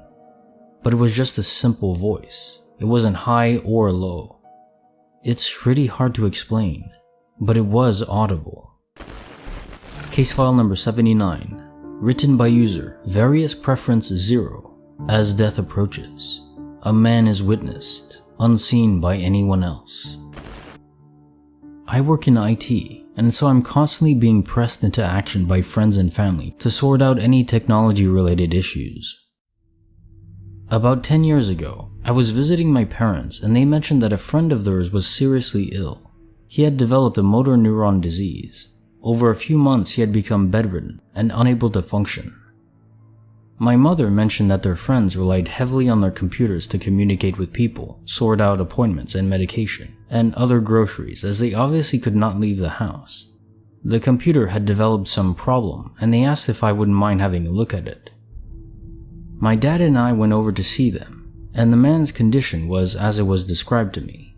He was in a bed in an alcove in the living room, in front of the TV. He had trouble speaking, though he could make himself understood, it just took him longer. I decided to reinstall the OS on their PC, and did so while my dad chatted to him and his wife about everything and nothing. I finished the IT task, but I needed a password to make sure they could get into their email. The lady didn't know, but the man was eventually able to communicate it to me, and it worked. They were very grateful. As we were about to leave, we were stood at the side of the bed, level with the man's head. He struggled to say something. We listened closely, eventually working out what he was saying. "Who is at the end of the bed? The man in black." His wife assured him that there was only us there. I was thoroughly creeped out though, but we just said our goodbyes and left at about 6 p.m., heading back to my parents' house. Later that night, around 10:30 p.m., the phone rang, and when my mother answered it, I knew instantly what it was. Just a gut feeling. It was a wife ringing my mother to say the man had died within the last hour. Case notes, file number 79. So did your parents' friend describe the man in any greater detail? A man in black, probably referring to what people see as a reaper, but there actually aren't that many cases described, not that I've read, at least here. It would be harder to capture, of course, since they'd be secondary retellings from loved ones, not from the person being visited, because they are about to be taken onward, I guess you could say. I do know one thing, that sense of dread, people on their deathbed, it's actually a medical condition, the sense of dread. But maybe indeed they see a man waiting to shepherd them onward, to another plane of existence. Maybe even crossing over between universes. I wonder how quantum immortality plays into this. Maybe quantum immortality actually depends on a shepherd, although if there's no other bodies at all, in any other universe because of natural aging, eventually we're all gonna die in every single universe, I guess, unless there's a cure for aging, which would be great. But yeah, if there's no other bodies, then what happens to our consciousness? Is there an afterlife beyond that? Maybe. The author responded briefly to my comment, saying, "No more details to add. That question was pretty much how it ended. I've read that sense of impending doom is an actual symptom that doctors are taught to pay attention to. Kinda scary, isn't it?" Case file number 80, written by user So Skinny. In a restaurant, receives their order. 2 containers there was. He knew with certainty. Or so he thought. This literally just happened to me like an hour ago, and I'm still in disbelief that it actually happened. Me, 22, and my sister, 18, went to go get some food from the restaurant Noodles & Co., which is a pretty popular food chain here in Metro Detroit. I ordered my food to go, and my sister didn't get anything except a drink to go. We're waiting for my food. My sister already got her drink. Her and I are just talking when we noticed an employee put 2 bowls of food in a bag. Keep in mind that both me and my sister saw him cook the food, put it in the bowls, and put the bowls in the bag. Then he calls out, "Order for Matt," which had to be me since we were the only ones in there. My sister and I knew the order couldn't be right though, because he put 2 bowls in there and I only ordered 1 entree. I decided I would check the food when I got back to the car, to make sure at least one of the bowls was mine, and I was going to give the other one back. As we're walking back to the car, my sister says to me, "I don't think that's your order because you didn't get 2 entrees." I told her I thought so too. I peeked in the bag to check the food, but I couldn't see it properly while walking, so I waited till I sat in the car to look. This next part is crazy. We get into the car and I go to grab the bowls out, and I just about pooped my pants. There was only 1 bowl in the bag. I just stared at my sister with my jaw dropped because we both saw him put 2 bowls in that bag and then hand it to me. I'm gonna be honest, I've seen many posts on this page I find hard to believe sometimes, but after having that happen to me, I have a new outlook on life, it feels like. It's such a small glitch, but it literally just can't be explained, and I'm shook for life. Case notes, file number 80. Indeed, it's a simple glitch, yet it strikes your brain like a spiked baseball bat, doesn't it? I've mentioned it prior, but the only proper glitch that I know happened to me was when I was throwing a ball around, and suddenly it just didn't exist anymore. Nowhere to be seen. Literally was impossible, similar to your situation of an item you know should have been there, but wasn't. You're lucky in a way though, because your sister was there to confirm. It helps you feel less crazy, no doubt. Case file number 81, written by user Anonymous. This story is of sobriety, a penny, and my grandfather. I have to explain some things first. My grandfather was an alcoholic. He began drinking due to the war, World War II, at age 22. The stress of combat got to him. He later became sober in his early 50s after immigrating to America. I never knew him as an alcoholic, as he was sober by the time I was born into this world, but I had heard brutal stories from my mother and aunts. I always felt incredibly connected to him. My mother and aunt used to remark all the time about how similarly I carried my mannerisms and speech. I would, and still do, have unexplainable dreams of him and his experiences both during his life and after he passed. Once he had died, my mom and aunt would cry anytime I would remind them of him because of their own grief. Fast forward to my own life. I began drinking at age 18, and by 24, had developed a pretty bad drinking problem that directed me to several near-death experiences and hospital trips. It was burning down everything it touched in my life. By the time I was 28, it had reached an all-time low, and I was finally at my wit's end. My options were to quit, or die, or kill myself. One thing my grandfather did frequently when I was growing up was offer me loose change, usually pennies, as a joke, and then promptly gave me a crisp $20 bill as the big reveal. After he died, I felt like I would find heads-up pennies in strange places at odd times. Pennies I swore I didn't recognize as being there before. This became something my mother and I enjoyed reporting to each other about. It was a fun way to think of him, although I'm very skeptical of these things and not really a believer in the paranormal. Despite that, I loved calling my mom up to tell her that I'd find a heads-up penny moments after getting a raise at work, and other events of that nature. For this story, the night was August 9, 2018. My fiancé and I were staying up waiting for midnight to come, because at midnight I would finally be free of the bondage of addictions, marking my first full year completely dry, something I could have only dreamed of before then. We were sitting on the couch reminiscing of the hard times and the good times. We were just holding each other and laughing, sometimes crying too. It was a wonderful evening. Finally, the alarm on my phone went off, signifying it was midnight and that my victory had arrived. About half a second to a full second after I silenced the alarm, we heard a coin hit the floor in the kitchen. It startled both of us. My fiancé in particular jumped because the house was silent. I got up and walked over to the kitchen. There on the floor, seemingly grinning at me, was a heads-up penny.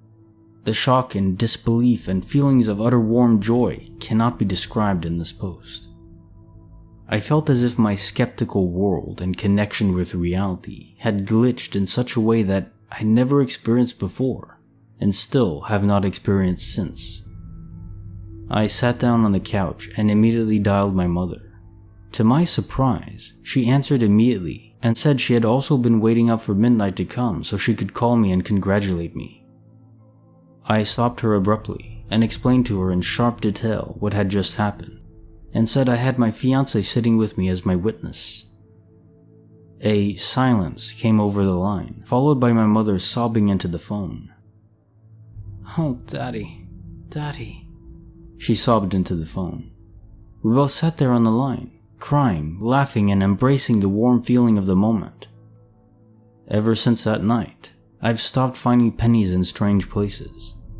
I don't know what really happened, but I sure do think of it every day. This August, I will be 3 years bone dry sober, and I'm set to marry my best friend this summer.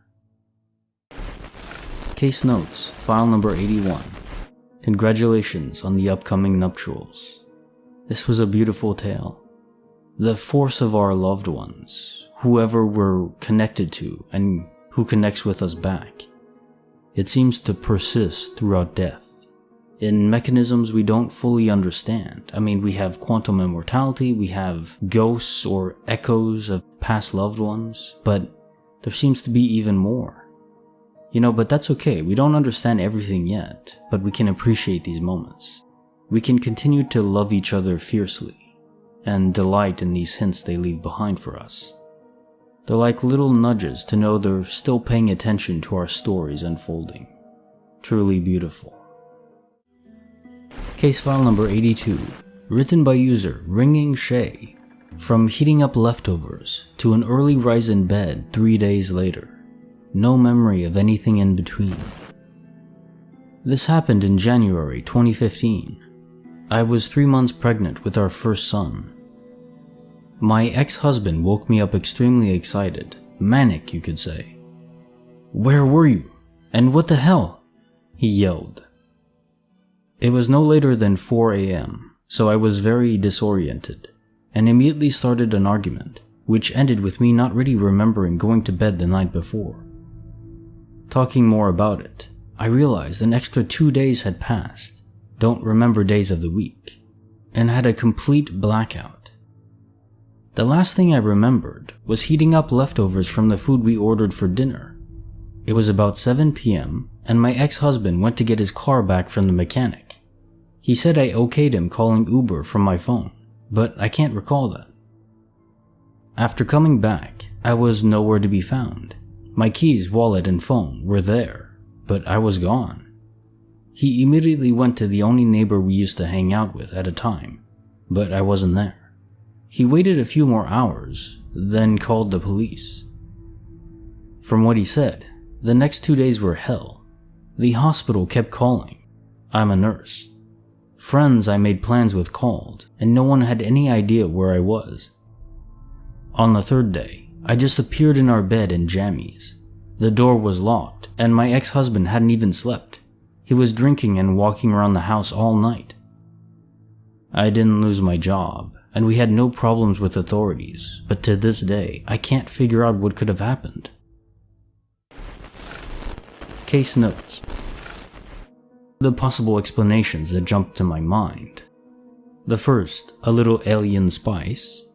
2 would be a dissociative episode. And 3, an actual human abductor, because I think some drugs used to knock people out also cause amnesia. The question I have is mainly regarding your body's status. Did you feel okay on the third day when you remembered coming back to? Any bruises anywhere, scars or headaches? Or were you perfectly normal without any symptoms? If the author responds, I'll add their notes down below. Case file number 83, written by user Marjorie SB. We all know socks vanish inexplicably, but they aren't supposed to be returned. I think I just bore witness to the mother of all sock glitches. I have 4 socks in my dresser which, over the course of the past year or so, have become unpaired.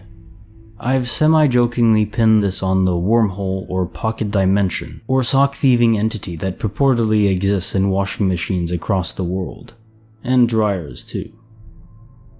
I've kept these lone socks around because I'm the type of person who wears mismatched socks anyways, so it was all fine and dandy. What's less fine and dandy is the fact that all 4 of the lost socks just appeared in my laundry hamper today. Like, they were just lying there, on top of a few articles of clothing. They weren't ratty or tattered or in any bad condition at all. I'm flabbergasted. There is no way, no chance whatever, that they were in this hamper the whole time because, 1, I live alone and I'm entirely responsible for the placement of my things, and 2, I'm fastidious when it comes to cleaning, organizing, and putting things away, so I would have noticed them. And also 3, I've changed washing machines and hampers, and that's after these socks went missing. What? What do I do? Do I thank the universe? Do I throw them out in case they're cursed or something? Or do I just continue on like all this is totally normal?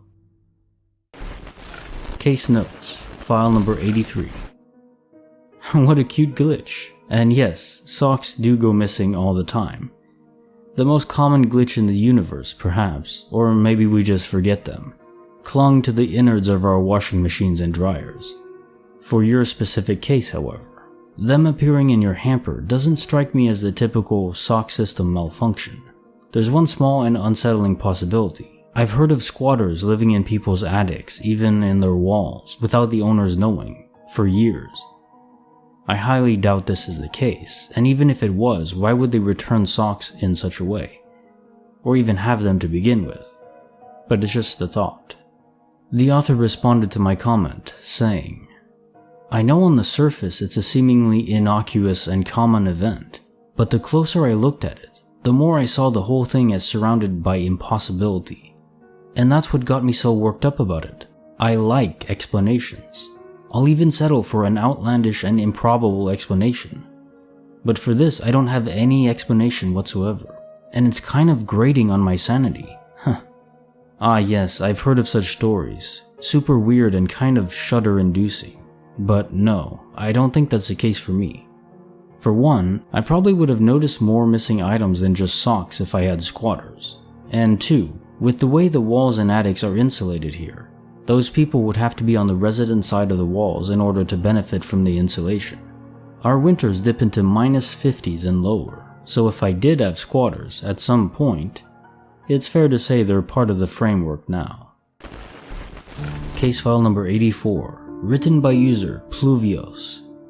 Waiting for her boyfriend. There he is, but why is he leaving? My boyfriend and I have a tradition where we'll meet at Sheets and get curly fries and milkshakes together, then sit in the car and listen to music. His workplace is only about a minute's drive from the Sheets we go to, so we meet there after his shifts typically. We decided to meet up last night like usual. It was just after 8 p.m. when I pulled into the parking lot.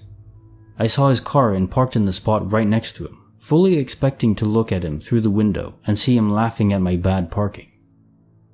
I turned and looked at him through the window, and we locked eyes for a moment, until I watched him back out of the spot and drive to the exit of the parking lot. I watched him stop at the stop sign and then drive away on the route he always takes to go home. I sat there, extremely confused. I checked my phone for a text in case maybe something had come up and he needed to go home, but I had no messages from him. I started to panic a little, wondering if I had done something wrong and he was upset with me, but even then, he's not the type to just leave like that. I sat in my car for a few minutes before deciding to text him.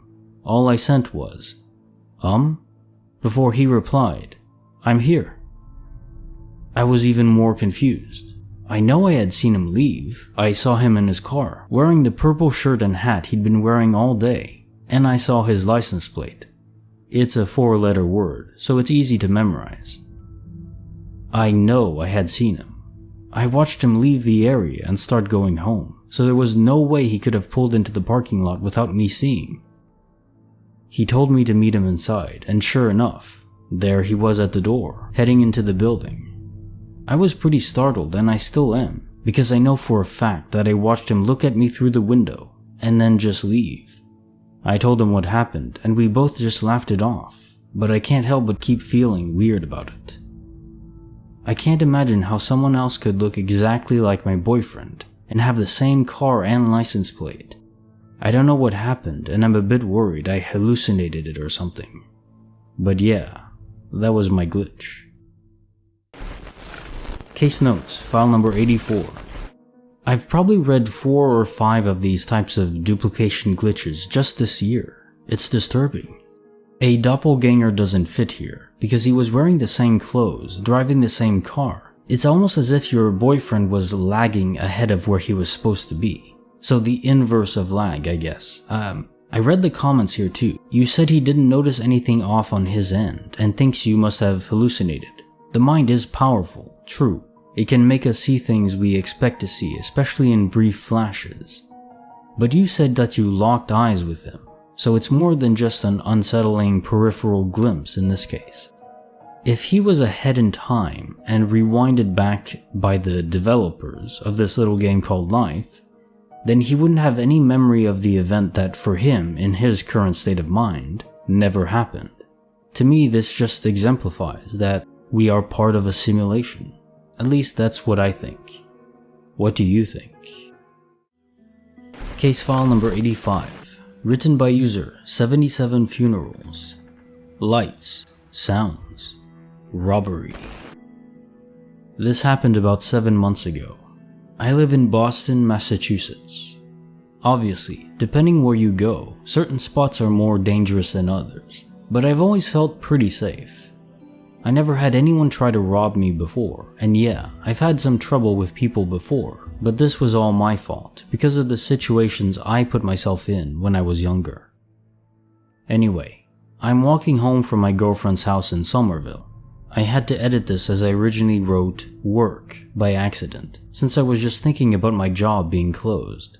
I was bummed out because of the virus and everything, and I work at a tattoo shop, so my shop was closed and money was tight. Here I am smoking a cigarette, and this guy just walks up to me, nice as can be, and asks if he can have one too. He's listening to music on his phone. I could hear it faintly through his headphones. I said yeah, of course, and hand him two. He says, "Thank you so much." Even offers to pay. I tell him, "Nah bro, it's cool." Then his phone rings. He answers it, and his phone screen starts blinking violently. Like if I was epileptic, I would have probably dropped down in spasms. I hear really weird beeping blaring through his headphones. The guy suddenly puts his phone away and throws a cigarette away too, and takes out a knife and starts talking in a whole other language. I said to him, "Come on man, you're supposed to rob the guy who says no to the cigarette." He gets aggravated, and even though I can't understand him, I could tell by the volume of his voice he's getting mad, so I say, Alright, just take it man." I wasn't dying over $160. I take the money out of my wallet and hand it to him. He says, nothing, in broken English, and points to my wallet. I'm like, "You're kidding me." He gestures at me to hand it over, so I do. Then, all of a sudden, he gets another phone call. He answers it. I forgot to write that the color of the flashes were white originally, the first time. I pay really close attention to the phone because of how everything changed once he answered it. He answers, and this time, it's flashing pinkish red colors. The guy puts a knife in his pocket. He puts his phone away calmly and thanks me again for the cigarettes in perfect English. Now this scared me more than anything because I'm like, dude, is this guy having split personalities? What the hell is going on? It scared me more than the knife. I say to him, "You have my wallet and cards. That's all I got. Can I go now?" He says, "I have your what?"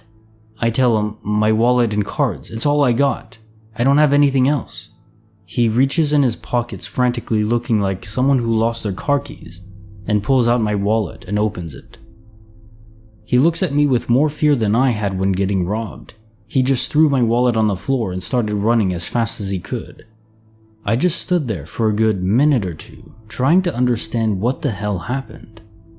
I grabbed my wallet and walked back, not knowing what to even say. Case notes, file number 85. So my bet on this is very simple. It's practically screaming through those beeps on his phone. This is some sort of government tech being tested, or maybe even a corporate invention.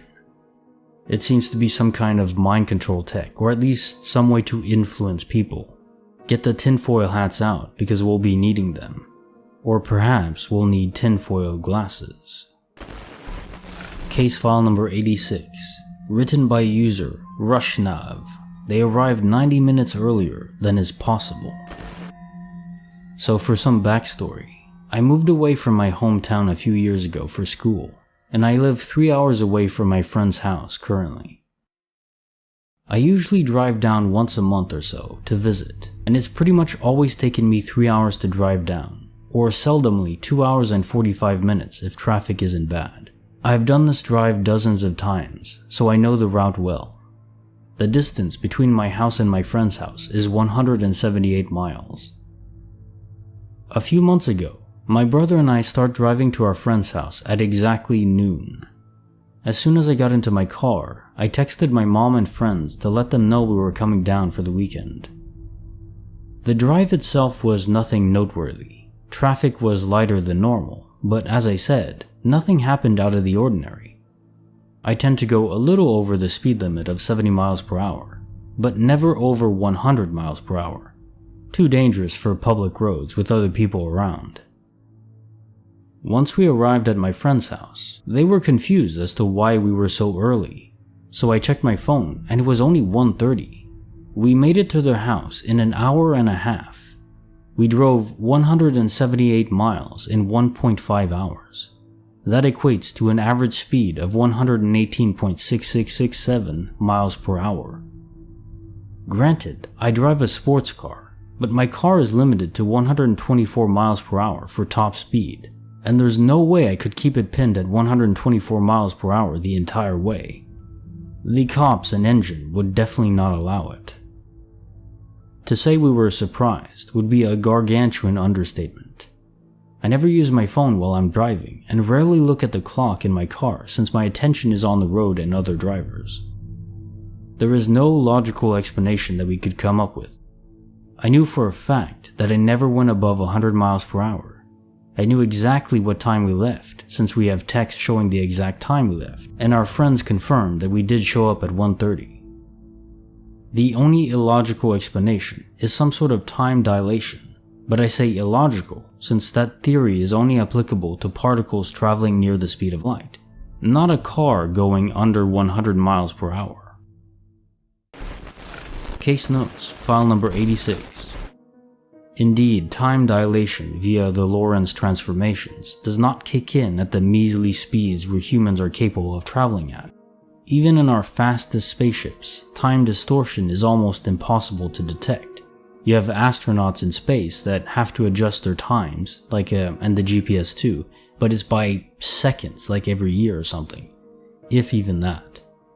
But there are many reports from other people who lose time, or gain time, or are stuck out of time, but yet still bound to the gravity of Earth, as these phased out people don't emerge in empty space where the planet was when they were desynced. It also could be aliens, of course, but during the daytime I'm less sold on that notion. And also usually abductions result in time loss. You're not usually given a hitch in the direction you intend to head to, if you're physically transported at all. That said, if you or your brother have any odd markings, or if your car was acting odd, abductions can often mess with the electronics in newer cars, then let us know for sure. Oh, and also, is the GPS in your phone active? Because you could track the path you took, or if you suddenly appeared ahead in this path without anything connecting to it. So if the line on the map shows that you were in one spot and then way ahead, like an hour ahead, without having traveled that distance, well, you know something happened there. Maybe if that's the case, you could go back to the point where there's this gap and see if there's anything odd there. Could be an idea. Case file number 87, written by user Hot Dog Man Rides Again. On his drive home, a cemetery is seen that did not exist the prior day. On my drive to work, there's an open field just besides a housing estate. I notice it every day because it's picturesque. There's a nice big old gnarled tree in the middle. Usually, it's full of sheep, and I often glance as I drive past just to see what they're up to. I have an ambition to own a farm and quit the rat race, so farm animals are of a big interest to me. Yesterday, as I was driving home, I glanced, and right there was a graveyard, right next to the housing estate, with the big old gnarled tree in the middle. It's not a recent conversion, as there are hundreds of gravestones sprawling all the way across the field and up the hill. No animals anywhere. It's definitely the same place. I turned the car around, pulled up, and had a look. There's no mistaking this is the same place. I would have seen it was a graveyard before. There's too many graves for me to have missed them. And I remember seeing all of the grass, bushes, etc. It's not like I would have missed a place like this. I'm starting to wonder what the hell is going on. You'll see on the third image, that's the tree, but it has now moved closer to the road in these images. I won't be going past there for several days, but will update once I do. Case notes, file number 87.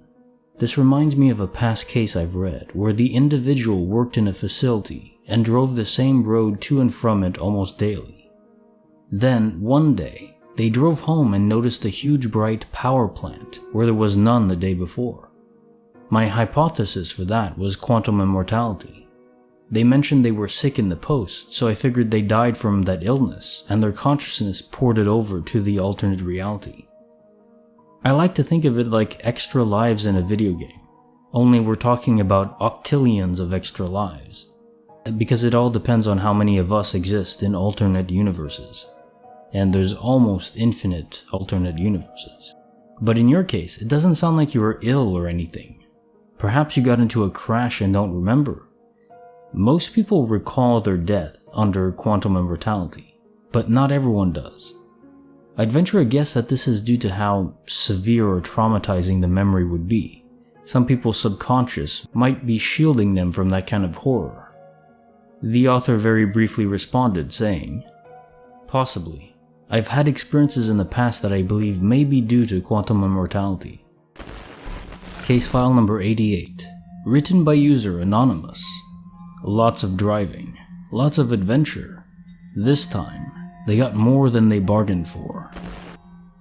I did a lot of traveling in a short period of time during Christmas.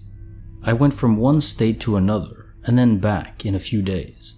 And then 8 hours after I got back, my girlfriend and I drove to yet another state for a night, and finally drove back home. This glitch happened on the drive back, so I was needless to say very tired by this point. When we drove down to the second state, there was only one logical route to choose.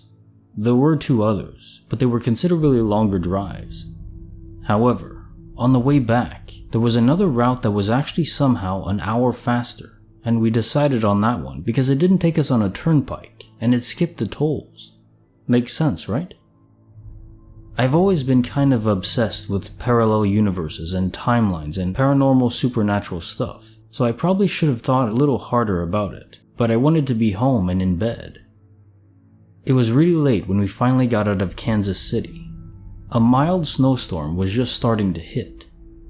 I'm from Central America, and I've barely seen snow in my entire life. We're in a Challenger that's not well equipped for snow, so I was really nervous about driving, but my girlfriend needed to sleep, so I took the next driving shift. About 2 hours into my shift, I noticed that navigation had taken us effectively into the middle of freaking nowhere. The last thing I had seen was a four-way stop with an abandoned gas station and a just as abandoned looking mechanic shop. The phone service cut out, the radio cut out, and I hadn't seen a house for miles, a town for even longer. The road was barely wide enough for our car, and the temperature dropped significantly as we drove. The farther I went, the lighter the snow got and instead turned into a heavy fog. As in, I couldn't see more than a few feet in front of me type of fog.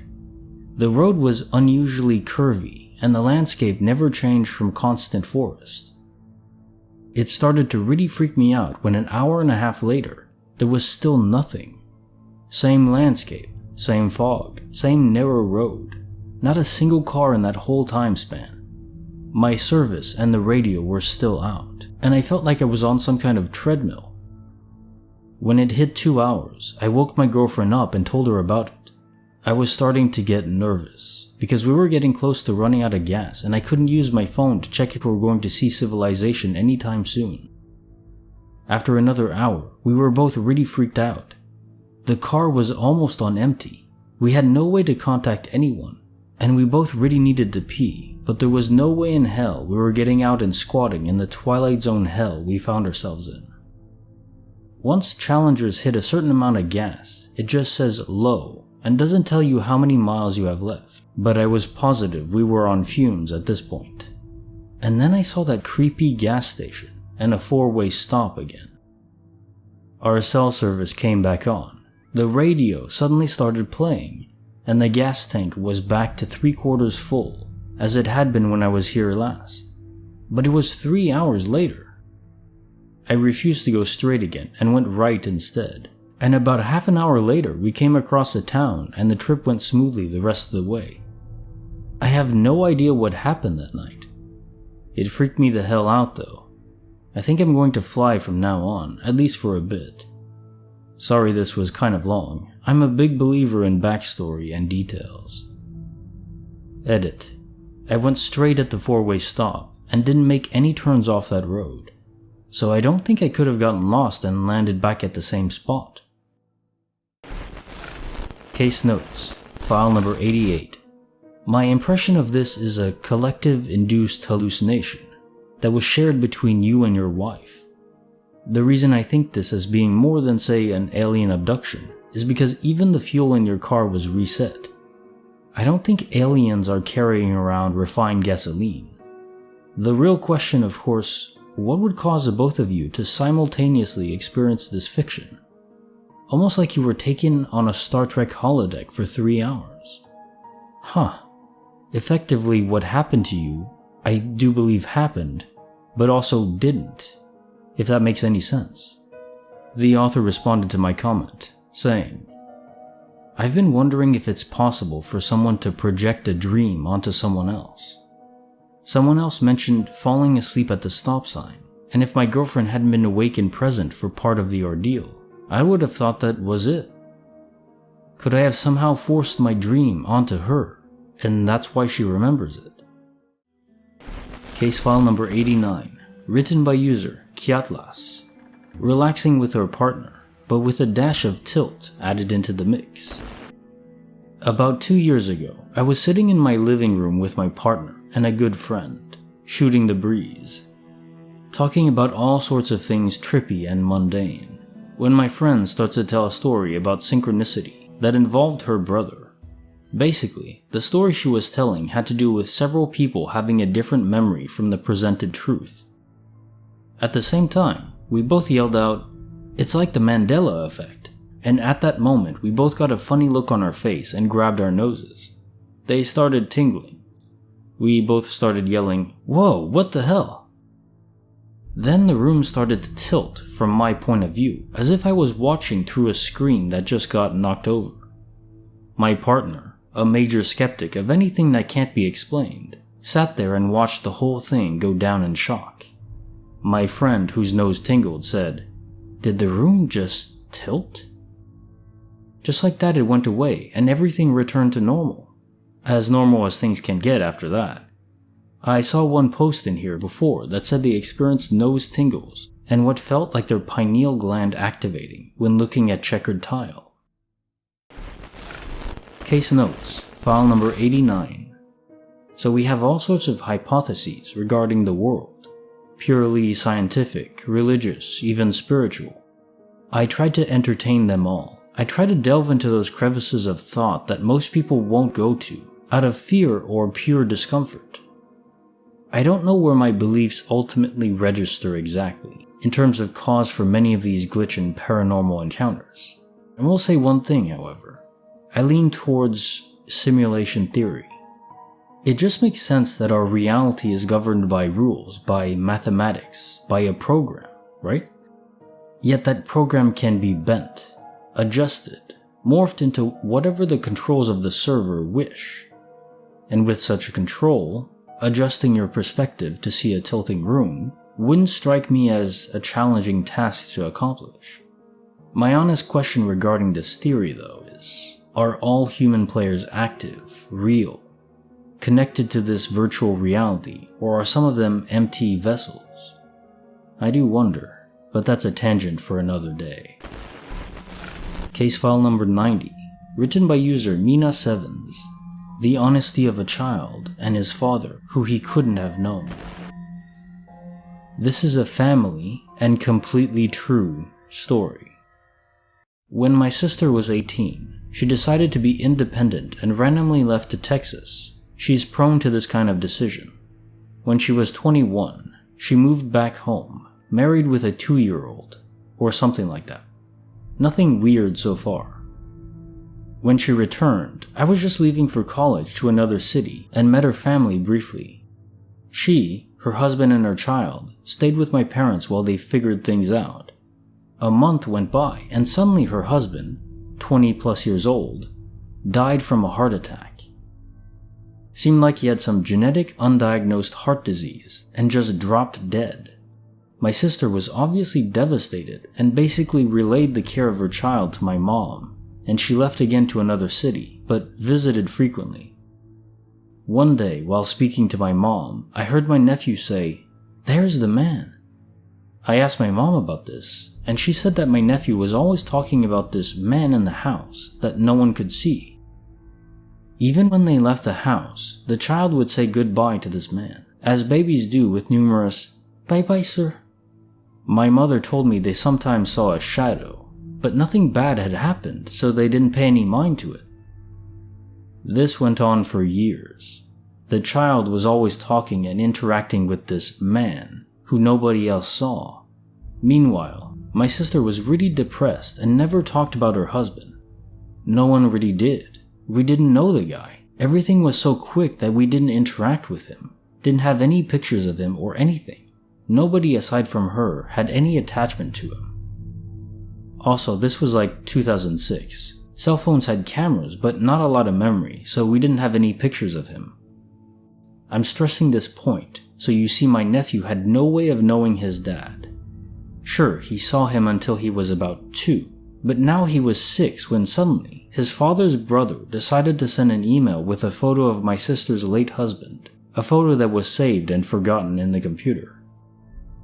The family computer had this screensaver that was a gallery of all the photos saved in the system, and that's where my nephew saw it and instantly shouted, "That's the man!"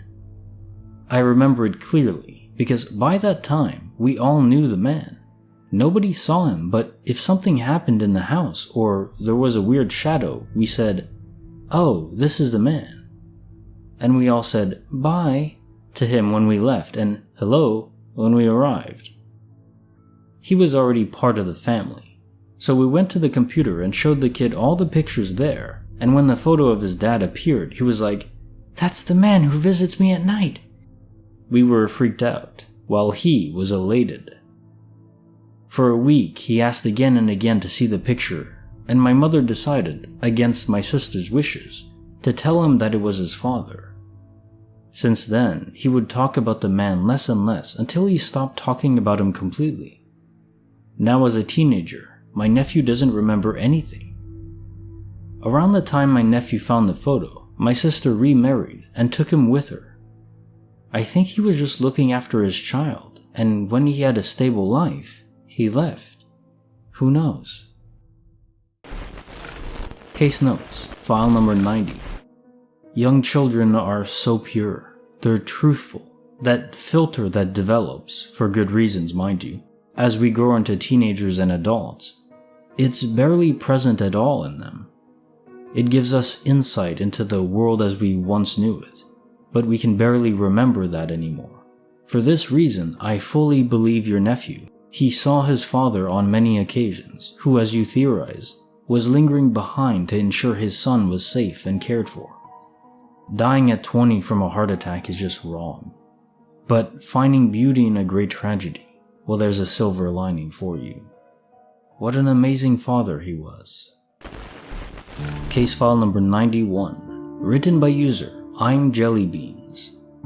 The only word of advice here, always trust your gut. It might just save someone you love.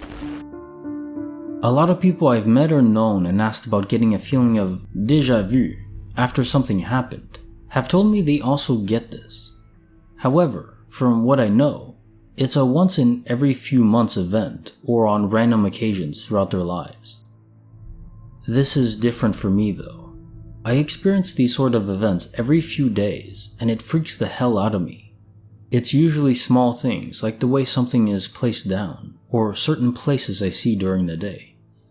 Nothing major and nothing really that spooky, and usually it's something completely meaningless. This is where the cat comes in. Today I was in the kitchen with my dad, dog and cat in tow. I was stood making a drink whilst my dad was on his tablet. He had set some oil to heat up on the stove for us to make those little papadom things that spread out and go crispy. We had curry for dinner. My cat is an absolute pain in the butt when cooking and likes to stand near you as he thinks he's going to get food as a result. He was sat in front of the oven, directly in my eye line, about 10 feet away. I kept glancing over as I kept thinking to myself, I should move him. I waited another minute or two before scooping him up and plopping him down on the seat next to me. No more than 30 seconds later, my dad goes into the fridge, grabs a beer, and as he's walking past the oven, he knocks the handle of the overfilled pan spewing oil onto the floor. Luckily, my dad avoided getting burned, but the oil was absolutely scalding and would have seriously harmed my cat. The strange thing is, as it happened, I got a cold feeling inside and sort of a freeze frame image that I remembered in my head. Just a single moment that seemed familiar.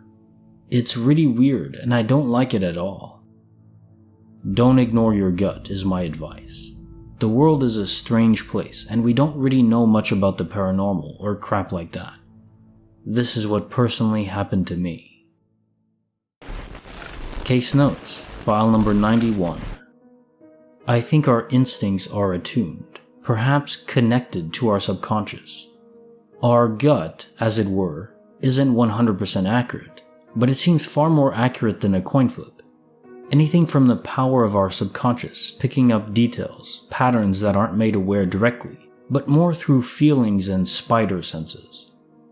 I think it may also be possible that our brains are picking up on these signals even between parallel universes. That could explain the cold sense you had after the fact. Your underlying processing power connected to another version of yourself in another reality, where your cat was not so lucky there. Just a thought. Case file number 92, written by user Tennessean Yankee. A story of a Christmas bear, impossibly reanimated. When I was around 13 or 14, in or about 1999, one night I woke up to a bright blue orb of light inside my room. It felt almost like a light wind was ruffling my hair, yet nothing else in my room was being disturbed.